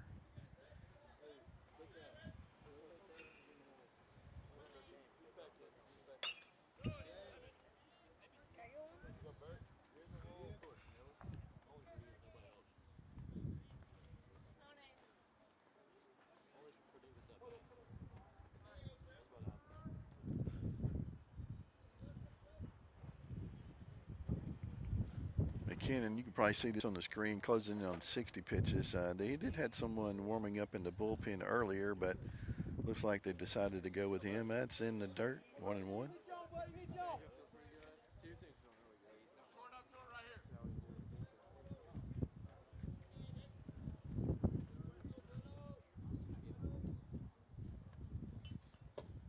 A little low.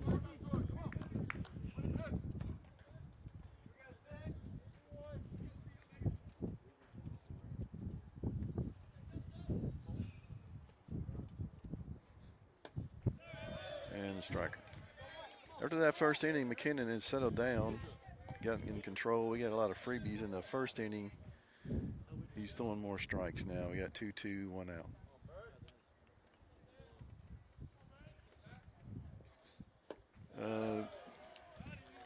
We got him on a low and away pitch. 2 outs. We got Mr. Matthew Weeder at the bat.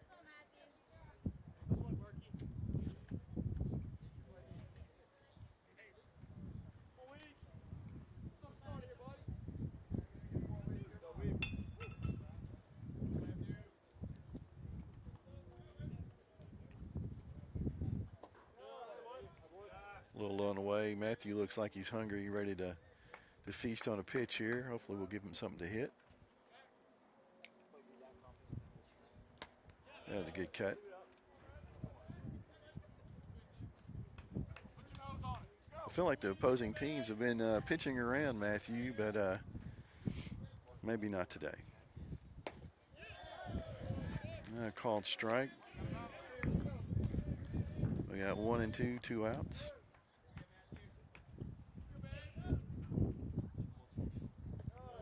And it's bouncer. We got 2-2.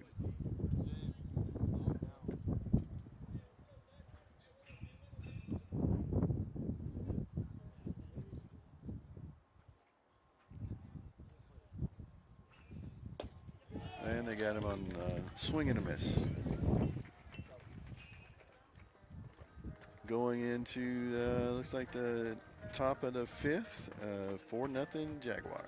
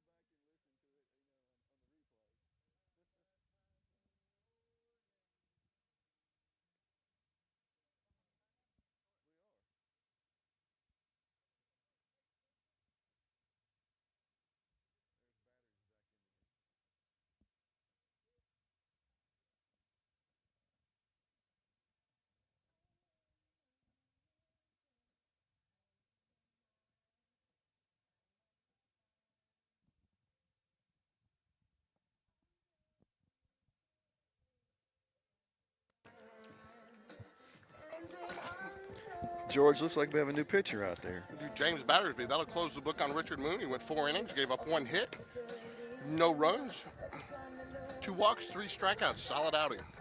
We're going to move Moon back to third, so they're just doing the switch there. Yep. James Battersby's in.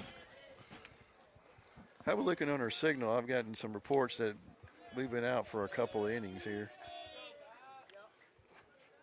It shows it's still broadcasting, but we are dropping some frames. So we got no signal.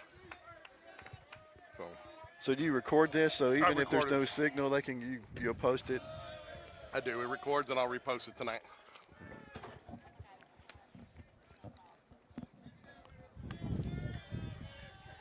I can try one more thing here. We'll see how this works. Hey, you okay? Catch up. Catch up for me.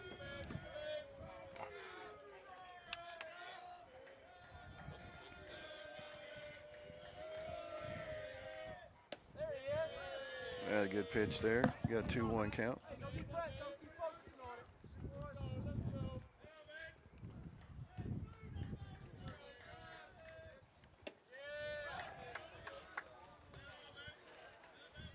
Another strike coming back 2-2.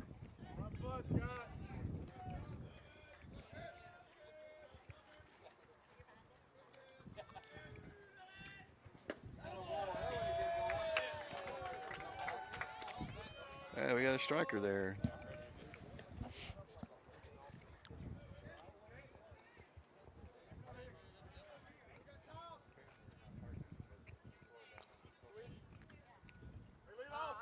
And we got the leadoff batter back, our South Alabama commit. I think he's 2 for 2 today, I believe, isn't he, George?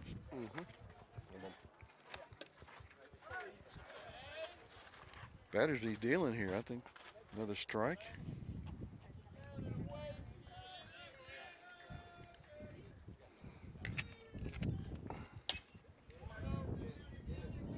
Deep in the hole. Looks like Reese got him, and we got him out. 2 outs.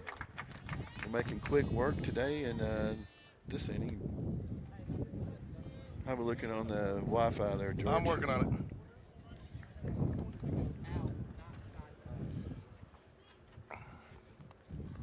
We need to get you a technology sponsor.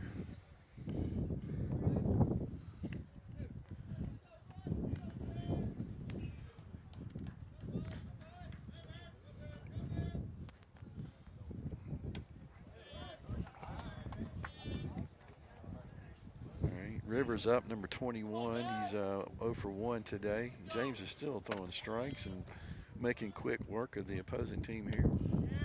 That's a little high, looks like, from here.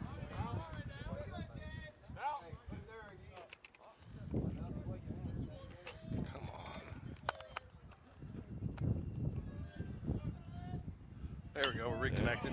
There we go. Base hit by 21. Leopards finally get someone on. George, were you always maybe a early adapter when it comes to technology, or you know, you just kind of stumbled into the technology portion of Both. both? I would consider myself a late adapter. You know, when it came to stuff like social media, where we at? Top of the fourth here. Top of the fifth. 2 outs. Right? 2 outs, runner on first, third batter here. Sit down. Sit, Coleman.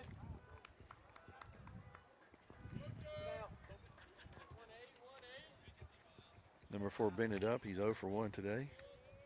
We're reconnected. Sorry, folks. You can only work with what you got. That's a little too much. Just saying this. Rush it a little bit. I don't mind it. Make sure you catch up with me on time. 2 balls, no strikes here.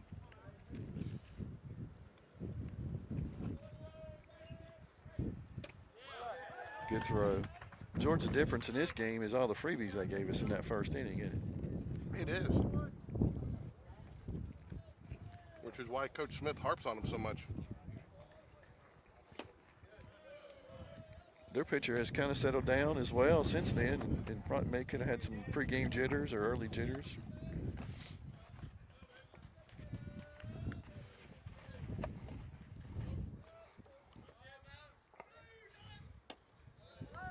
There you go, strike, 3-2-2.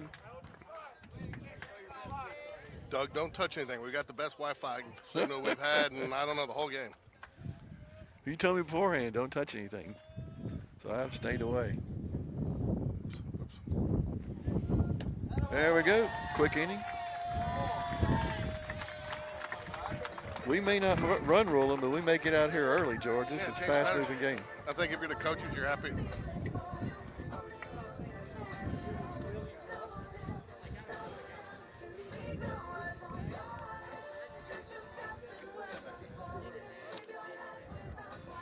James Battersby, nice efficient inning.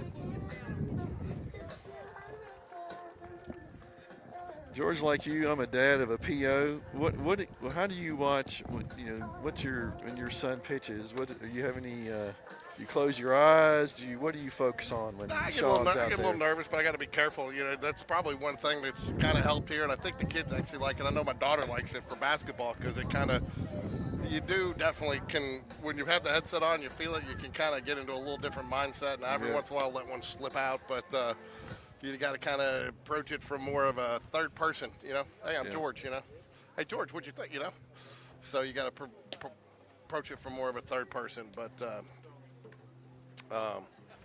no, it isn't. I mean, I tell you what, I'm more nervous watching as a parent than I was playing as a kid. Oh, there's not even a shadow of doubt. So. You're saying really doing the broadcast kind of this distracts you just a little bit from just being in the moment.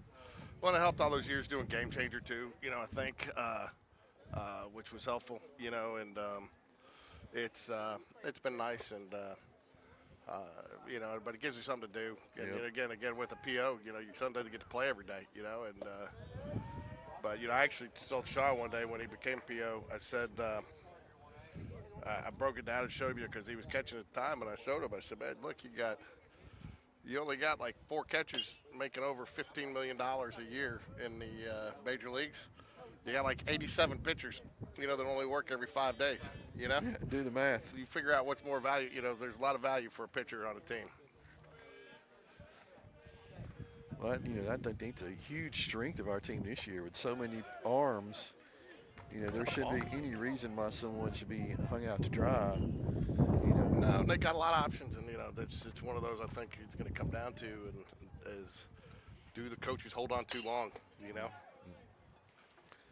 Soft ground ball. Oh, bad throw. We're going to go to second. Oh, they're going to hold them. So maybe we can add to this lead here, George, and you can be on the beach before you know it. I'll be sitting on my balcony. Where are you staying at? Hilton Garden Inn, right on the beach in North Beach. So.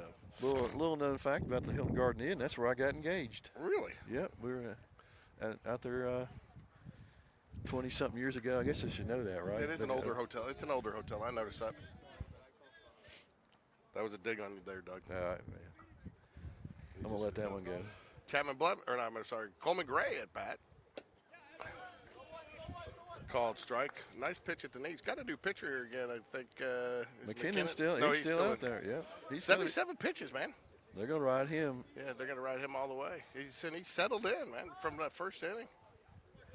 Maybe a little pregame jitters, you think, maybe? And he settled in Well, now. they haven't played a lot of games, and they didn't play last night, I guess, because they got in the tournament late. They only got 3 games.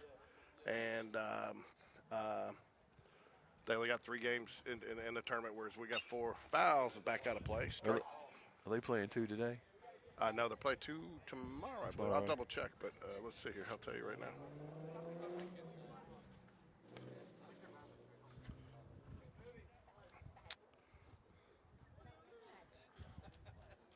Oh, they do have for 4 games now. They actually updated their schedule. They got 2 They got today, 4. 2 tomorrow. Well, I noticed a couple weeks ago the schedule changed, and we were supposed to play Bayside Academy and some other teams, and the schedule switched around. So that's probably what happened. I like their uniforms, George. I like this blue-gray look. Coleman's about due here. Looks like he's getting dialed in on him. Fouls back, couple of pitches. Yeah, Doug, don't touch anything. This is the best Wi-Fi signal we've had. I mean, we should be, fans at home should be happy now. No balls, 2 strikes. Coleman's fouled back, couple of pitches. McKinnon still on the mound for the Leopards. Yeah, there's my view, Doug. Oh, nice. Ooh, hit by pitch. I mean, Hit my guy twice, You know. dude. Come on now. Hey, now, it was no 2 count. another Arnold Bush Nice. sighting here. I tell you what, you hate to see that as a. Hey, Doug, I got a trivia question for you. Okay. What do baseball coaches hate more than a loss? More than a loss. I don't know what. A leadoff walk. Breathe, baby, breathe. What do they hate more than a leadoff walk? What? A 2-out walk.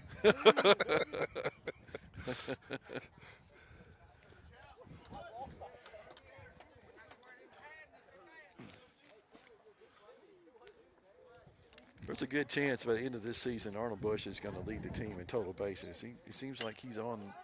It's gonna, I think that one's going to get down. Does it get down? Yeah, there we It go. does. It drops. We'll take it. All right. We got ducks on the pond. Little Texas leaguer fly ball there for Chapman Blevins. All right. Bases loaded, no outs. Yeah. Tyler Walker. He's been stroking the ball good too, Tyler We're has. going to make some type of change here. He's going to put Waldrop in to run for somebody here. I'm not sure who. Yeah, who's he put?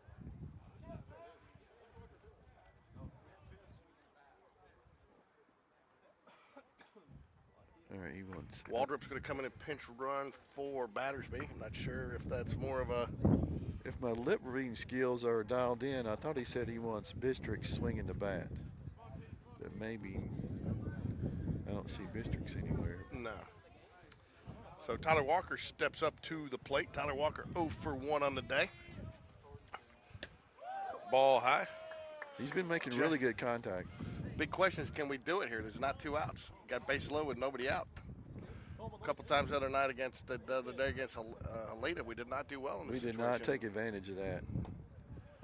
It was a little low. I felt like if we'd have taken advantage of that the other day, we'd have put them away. I just kind of let that Yeah. slip through our fingers. Yeah, we talked about it a little bit, like not taking anything away from Helena, but I thought that was a game more of a missed opportunities for the Jaguars than it was, Oh, there's getting Bistrix. beat. Yeah, Bistrich is going to bat for Bird. Ooh, nice that's a block good- by the catcher. Gets away a little bit. He's going to come.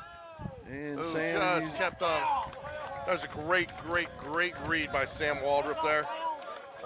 Sam uses his speed, and you can see all the players are congratulating him on his speed there. Yeah, that was a great read because the catcher did a nice job getting into that. What it was a curveball, looked like outside in the dirt, and it kind of squirted away from him with that bounce. And it didn't look like it was going to get far. It kept on rolling. So great read by Sam Waldrop there. We got some action in the 2 balls, opposing 1 team strike. bullpen now. 2 balls, 2 strikes. Come on, talent. I'm pretty sure. Still having a hard time seeing. Yeah, it's 2-2. That glare is pretty Bistrich's tough. going to bat for Jacob Bird. I think maybe that's what Coach Smith may be doing here. He may be sending Battersby to first base. They may be making a pitching change. for the Jaguars. Fouls it away. That may be. That's a very insightful. I think you're right. It would make sense. And leave Moon in third, put Battersby in first. Probably put Waldrop in, maybe, I'm not sure where Waldrop will go, but so Jags played a run here in the fifth to make it 5-0. Yeah. Foul ball. Coach Smith doesn't make a play for it, lets it go by. 2 balls, 2 strikes. Bottom of the fifth here. Runners on second and third for the Jaguars. Nobody out. You got to increase that cushion here with the ducks on the pond. Well, Doug, if we get 5 more, we'll get your run roll that you wanted. Get the bathing suit in the car. Now, Doug, you did talk about earlier. I'll tell you, this is a little embarrassing. You know, get started early in the season. Not only do you get the sunglass thing from the sun when you're out here early in the season, but then your ears are totally white. You gotta get some spray tan for your ears, George. Yeah, no. So when you see me walking around with white eyes and white ears, you know why. There we go. Off his foot. That should be a foul ball. Good umpire all over it. Good eyes, George. So now you were asking earlier. That is one thing that you were talking about. Do I listen to things at home? It's a more here. You pick up on more because you're really having to focus much more in the game. So you see stuff like that. Whereas before, sitting in the stands, I'd be asking you, Doug, what happened there? Yeah, checking your phone, talking to somebody. Yeah, exactly. So.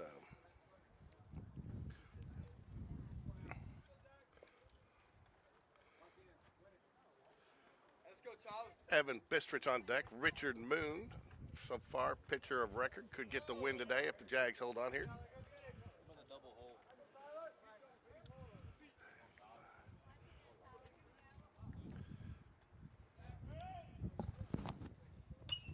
Yeah, this is a good at bat right here, George. He's It is a probably good at bat. closing in on 7 or 8 pitches at least. Yeah. Here we go, right here. This make Tyler him pay. Walker, you want to talk about the definition of grit and scrappy. That's Tyler Walker right there. He played basketball for me this year. We're talking about a kid. I mean, you put him in there, he rebounded. There we go. Look at that. Oh. Ooh. Ooh, I dumped it. Didn't get far enough away. That's going to We full want, count now. First base is open. First base is open for the Jaguars here if he does the walking. we won't talk about your stacked basketball team and how you got all those Hey, players. man, I didn't do that. That has nothing to do with me. All I did, man, I was just the owner of that team. I had 2 coaches, high school coaches. I had a GM. Oh, did you really? Well, that's how it happened. Look at that. Good. Oh, great play. Oh, he's safe. Yes, sir. Got underneath it. That's what I thought.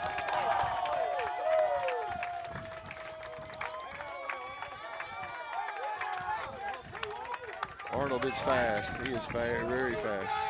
I tell you, the question I'm going to ask, though, is how is there still a guy on second? You got to, I mean, when you see that come home and the third baseman's making a play, you got to be coming to third on that. You got to be reading ahead. Who is that runner there? Who am I That's calling? Chapman. Chapman. I mean, Chapman knows better than that. Chapman won't. Well, we got a pitching change here. We got a big kid coming in.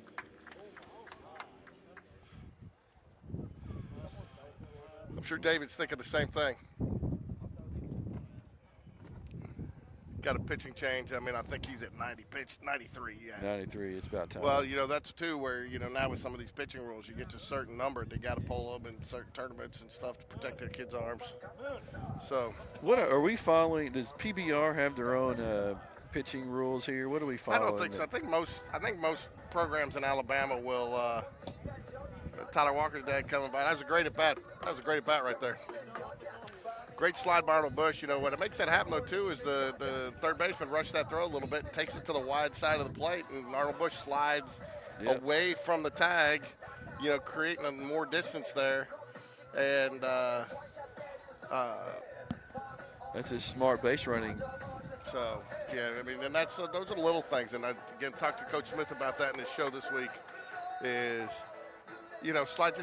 sliding away, getting that extra. We actually got a run this week against Thompson doing that. We did. And, sliding in the right place and just doing those little things right. Just keep stacking, that's what I always say. Just keep stacking and keep adding on. Yeah. Now we're in a situation we got 2 on, right? Still no outs. Is that correct? Still trying to figure out how Chapman Blevin's standing on second base. He should have been on third there, but that's all right, Chapman. You've had a good tournament so far. We're going to let that one semi-slide. You going to give, no pun intended, you give him a pass on that one?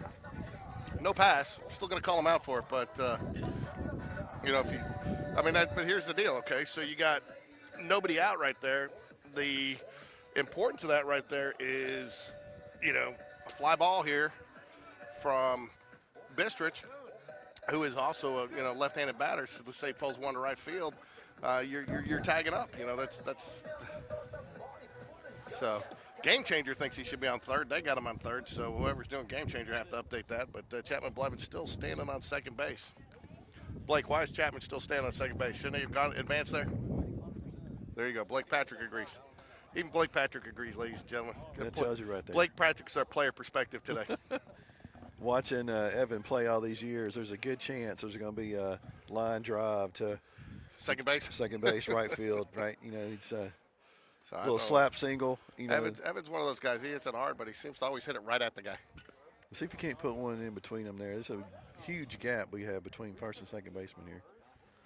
All right. I want to thank Doug Cole for joining me today. I've enjoyed having him on. Doug, you're a natural. You can take over from me going forward. And with the contract, to be honest with you, I was nervous this morning coming to do this, but it was like, you know what, take my own advice, get outside my comfort zone. That is just like I say, it's having a conversation. Yep. I mean, I'm sure I've said several stupid things, and we'll continue to do that. But can't laugh at yourself. Who can you laugh at, right? That's what they say. All right, Evan. This movie's runners, buddy. I tell you, the other thing that helps is to appreciate all the people who do listen, but the positive comments we get are how far away, and the negative, and so you just kind of got to realize. Look at that. Nice bunt. Nice Is it going to stay? It's foul ball. You just got to realize, too, you're trying to do something to help some people out. If they're going to complain, let them get out here and do it themselves. Right, Doug? Yep. When I was 12 years old, George, we had hired Mr. Gaddy's. You know that pizza place? I do. I almost went to work for him. They had a deal where they'd come out and video your game, and the team would come back and have a pizza party, and you'd watch the game. And I actually pitched that day, and I haven't watched that tape in probably 10 years, but I need to break it out and let Coop look at it. A little low in a way, but fond memories there. Yeah. What flag is that, George, out there on the right of the American flag? What is that? Is that It must be like a Gulf Shore City flag or something. I mean, that's one thing I can think. It's a Robertsdale flag. Robertsdale. There you go. Player perspective. Look at Blake that, Blake. Patrick. Look at it. There it is. It's going to get fouled. You called it. Going to the right field side. So We got an extra headset. We can get Blake in here. He's done for the rest of the weekend. We get him in here and help us out. yeah, we've done that some. Kyle Cahalan coming to get some velocities on the pitcher for us here. Kyle must have a pretty large contract. All right, this new pitcher here. I think Kyle just looks for something to do sometimes. That's true. Kyle's like me. He's always got to be moving. Nice little stab there by the catcher. Not really textbook how you like to do it. We don't have any scouting report on this new pitcher here. No, we don't. So.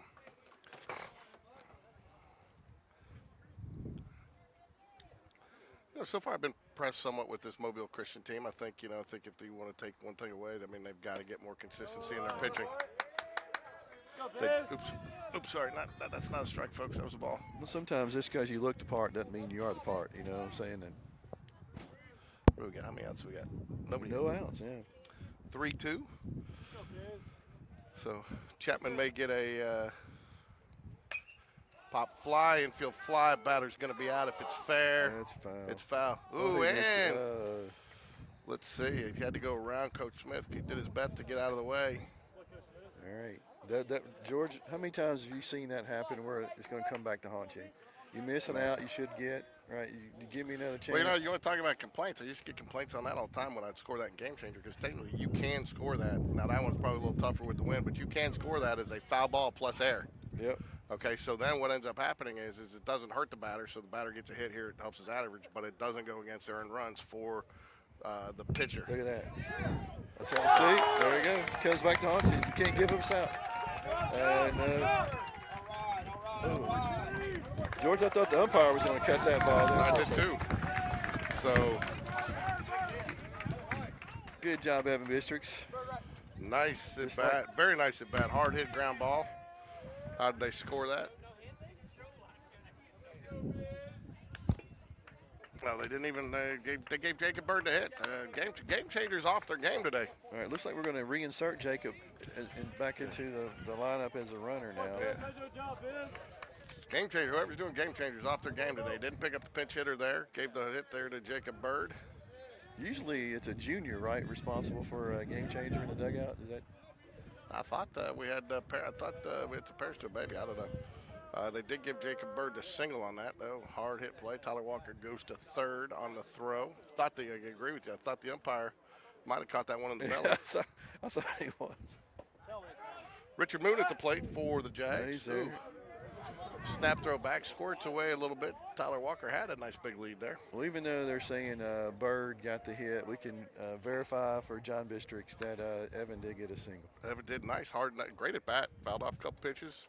Did very disciplined. Ball one. Runners at first and third here. Nobody out. Jags threatening 7-0.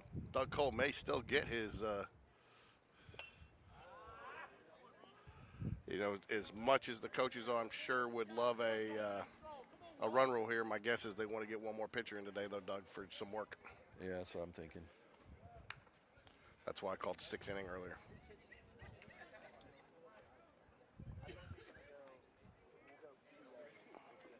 Oh, they corrected it. They corrected it on Game Changer. There we go. Nice little bunt, little sacrifice. They're going to go ahead and take the out at first. There we go. So Richard Moon with the sacrifice gets the run in, 8.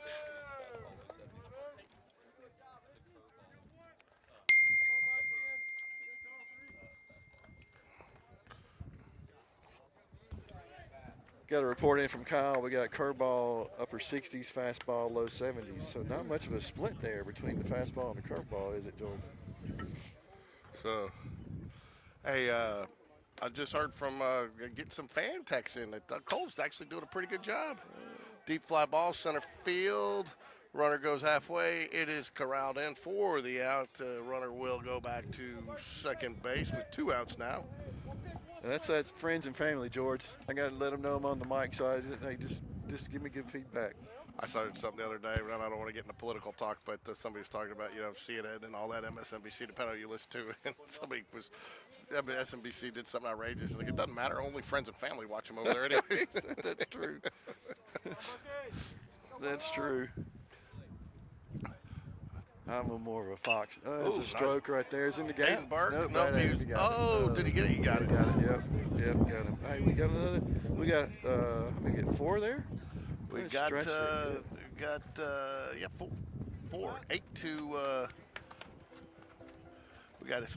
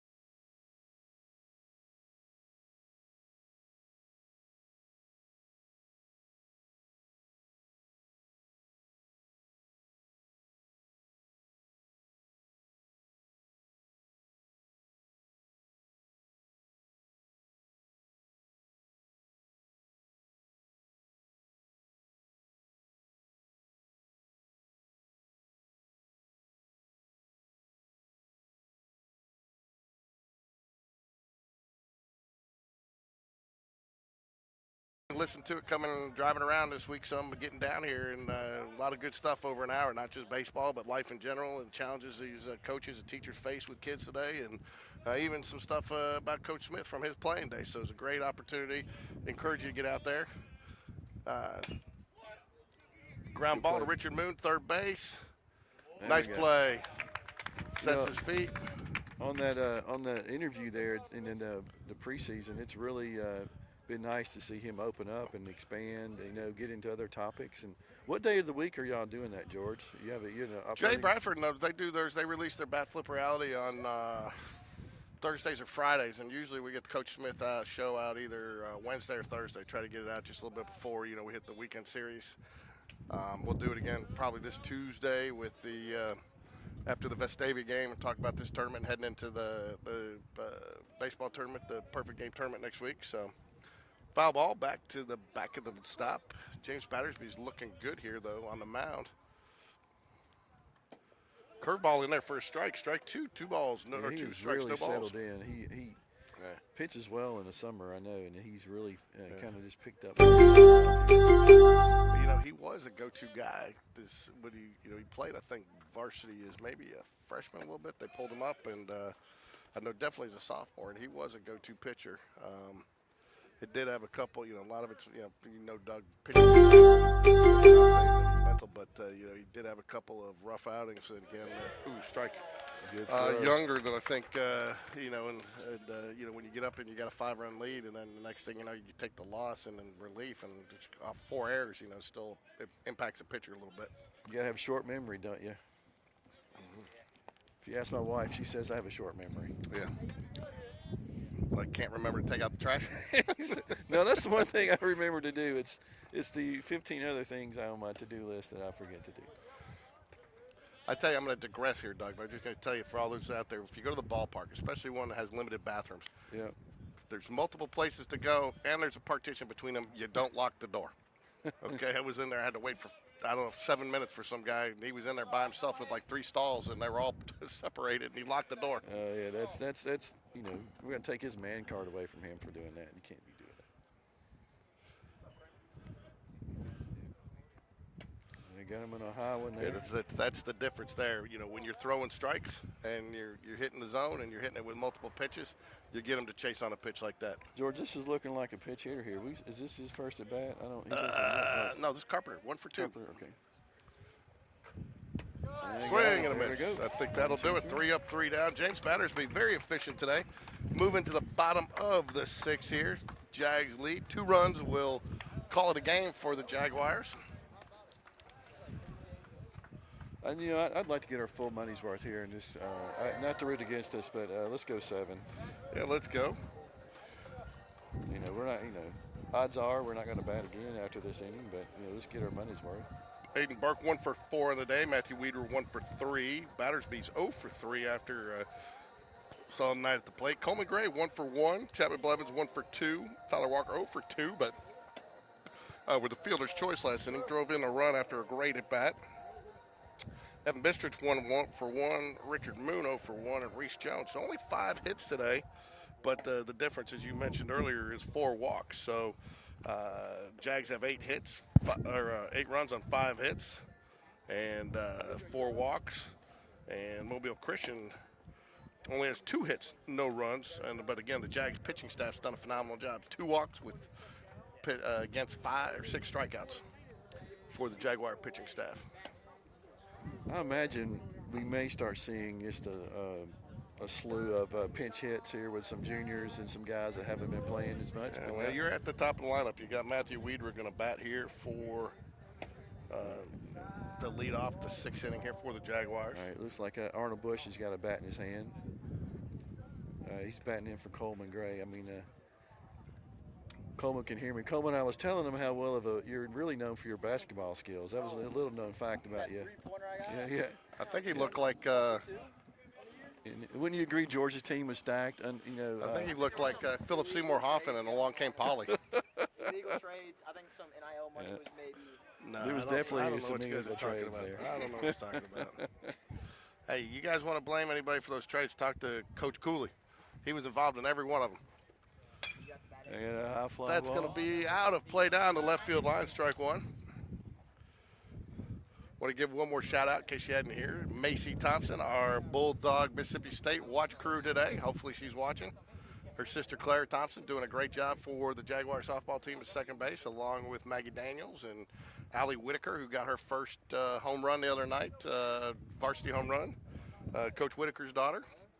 George, we have Charlie Bennett, who's committed to UAB. So if you haven't had an opportunity to get out and see the Jaguar softball team, that's another, that's a different game, but it's exciting. People don't know this, but we have a crack stat staff back behind the scenes, and just been handed a note here that Mobile Christian has 7 championships. 86, 97, 15, 16, 18, 21, and 22. So they got a strong history here in baseball. And they have the Lord on their side. And the Lord on their side. And we're bringing. Angels in the outfield. That's another good movie. I say that not jokingly, so people don't think I'm knocking religion. You can joke about that. We you want to have one broadcast where you gotta work in so many movie quotes throughout the broadcast. I like that. I was telling the guys the other day when the 14 team comes back, we should only play songs from 2014. So hey, you guys, hey, Richard, can you guys move down just a little? We're trying to call the game here. We can't see. I really think Hayden, move down just a little. Thank you. they want to be a part of the broadcast. I know they want to be a George. part of it, but I can't even see the field. I don't even know what's going on here. I can't even see. What do we got? 1 ball, 2 strikes, 2 balls, 2 strikes. 2-2, and as we said, we got the Blake junior- Patrick's letting us down. Our player perspective analyst today. He's not telling me what's going on. 3-2 now. So we got 3-2, no outs. Arnold Bush on deck. Arnold we got Bush on deck. We got Smallwood in the hole, and then we got looks like Holly following up behind that. Ooh, swing and a Got miss him by chasing on that one. Yeah, you got him chasing. All right, So- Arnold, let's see what you got, buddy. So we got Arnold Bush coming up. Arnold Bush, again, that's, it's. I guess he's fast since he runs all the time. Well, is he getting any looks with football? I know he's a great football player. I do not know. Doug, it's baseball season. That's true. We turned the page. That's one thing I try to do. It's tough, and I've tried to do some stuff with Coach V, but you get, and it's part of just my personality, OCD, but I get totally immersed, into whatever we're doing at the time. It's hard for me to, cover 3 sports, Are you doing coaches shows with the other 2 guys? Yeah. There we go. Oh, What other 2 guys? Latch and Yeah, do with Coach Latch, V. and we didn't get as many with Latch. This was a tough season for Latch. Every time, for a while, they didn't want me to come. Every time I talked to him, we'd profile a player. He got hurt. They were decimated by injury. I tell you, that was something that wasn't expected. Very disappointing to see the Jags go out as early as they did. And I think we all were. It I'll tell happens. you, though. one thing I am excited about, though, is Lady Jaguar basketball. Coach Hatter has done an amazing job with that group of girls. He's got some talent coming up behind. With the competitive balance switch to 6A, I think they're going to be, find themselves in a good situation next year. Have a chance to be in that, probably that 2-3 match, that 2-3 area. Chelsea's got a great girls basketball team, but be in that 2-3, make it to maybe a regional and see where they go from there. It's going to be a ground ball. Tough play to the pitcher. They got him. He gets him. I thought that was the right call there, Doug. No I do offense, too. no Yeah. offense to the Bush family, but I think, the thing is there, when you got that kind of speed, you're going to make, probably 50% of the time you're going to get there. And that's a tough play. The pitcher made a nice play there. The umpire had a little unique, calling them out. It's interesting to see the umpires with their different styles when they call someone out. Have you picked up on that over the years? I have, and I'll tell you, the one thing I've been impressed with the last couple of games is the number of umpires that have actually worked together. Yeah. They've been working together to get the calls right. What was that, a ball? That was about a little bit low in the dirt. Who's that batting there? That's Smallwood. Looks like we're going to get him here and a ground out. I'm just so used to 27 being Hudson Cahalan. Yeah, no. These guys They have all kind of changed look numbers. alike too. I mean, don't they? all guys, he's changed numbers on me. I don't know. Little So observa- James Battersby looks like he's going to head out for another inning on the plate. I don't know. little observation here. Last Monday night, Hagan Holly was on deck to bat, and they got the 3rd out. The same thing happened to him again. Yeah. Let's try to get him in there a little earlier next time. All right. No changes. All right, James Battersby's going to be on the mound here for the Jaguars.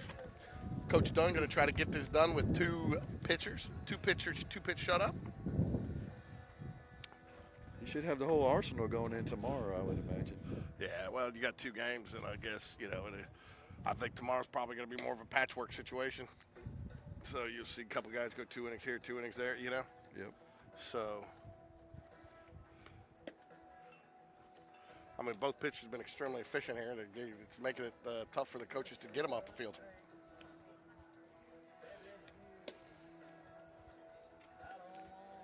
Well, we get 3 outs away. We're done, right? We can head to the beach. Is Yeah, that- we can head to the beach. I think I'm probably more looking for a bar on the beach with a beer. They got him down there too. Well, George, I appreciate the invite. No problem. Are you gonna join me? You gonna join me tomorrow? Let me check with the wife, but I've been really enjoyed There's this. no room for Ruth. Bring her in. You got 4 mics. I got 4 mics. I like Ruth. Ruth was my go-to too, so my game changer when I used to go, sit down next to you guys and go, okay, hit or air, try to get that. That's actually more pressure. Doing game changer is actually more pressure than doing this. You get a lot of money more than quarterbacks on that. Yeah. She's an accountant by trade, so she is black. Everything's black and white. I'm a sales guy, It's so hard to- it's a gray area for me. Oh, there's a little CNI single. We'll call that. Base hit right there. All right, this is their speedster now. Let's see if they're going to, if he's got the speed, they're going to try to run him, George, or they're going to hold him on first. I might run them here. I mean, You're down I 8. think what you're going to do here, if you're Mobile Christian down 8-0, you got to get a run, and I think you're trying to win this inning. As you head into some more games, another game. Something to build on. I agree. Give me something to build on. I wouldn't get careless, but I think you try to play aggressive here and try to maybe win. Your goal here is to win the inning. Feel good coming off the. Because again, you go back and look, and not taking away anything from the Jaguars, but the Jaguars scored a lot of runs off of walks. Yep. And but so pound for pound, this is probably a pretty close game. But again, Jaguar pitching staff has been. They got him. Nope, to the wrong side. Jaguar pitching staff though has been phenomenal today. So Coleman Gray's got to get that throw to the right side of the. I mean, some of his throws been kind of tailing over there. I think him just coming up, holding on a little too long to it, coming across. But a couple of his throws this week have been on that left side of the bag. And to get some of these guys, as the competition gets better, he's going to have to get it on the right side of the plate. Well, especially we get into those final 6, right? Every hate to You say keep this. saying the final 6. I like to call them the first 6 because those are the first 6 that we play to get into the playoffs. Now, Glass final, half full, right? Yeah, so if you yes. want to keep talking final 6 like our last 6 right. games, I'm hoping there's a 7th, an 8th, a 9th, I'm gonna So I'm change calling that. them the first 6, Doug. I'm going to change that. I like it. Yep. They're going to sacrifice. I guess they don't want to be shut out, I guess, is what I'm feeling. No, and again, I don't have a problem with that. I think if you're your Mobile Christian, you got another game today. Mm-hmm. Let's get a run on the board. Let's do some things. And even here, situation. That's a situation where you're going to want that play maybe in a 2-1 ball game. So why not try it here? If the situation calls for it. That may be a guy that you have that typically bunts for you.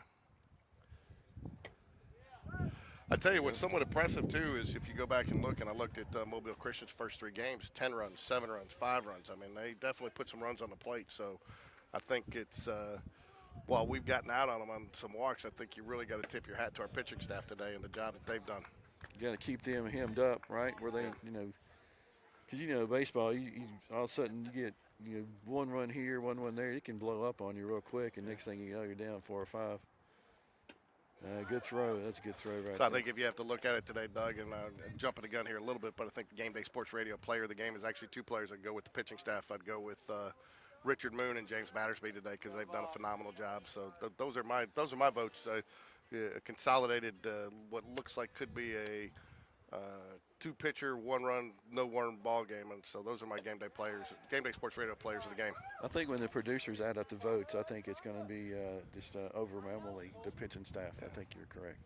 I can see forward and back. I can't see in or out.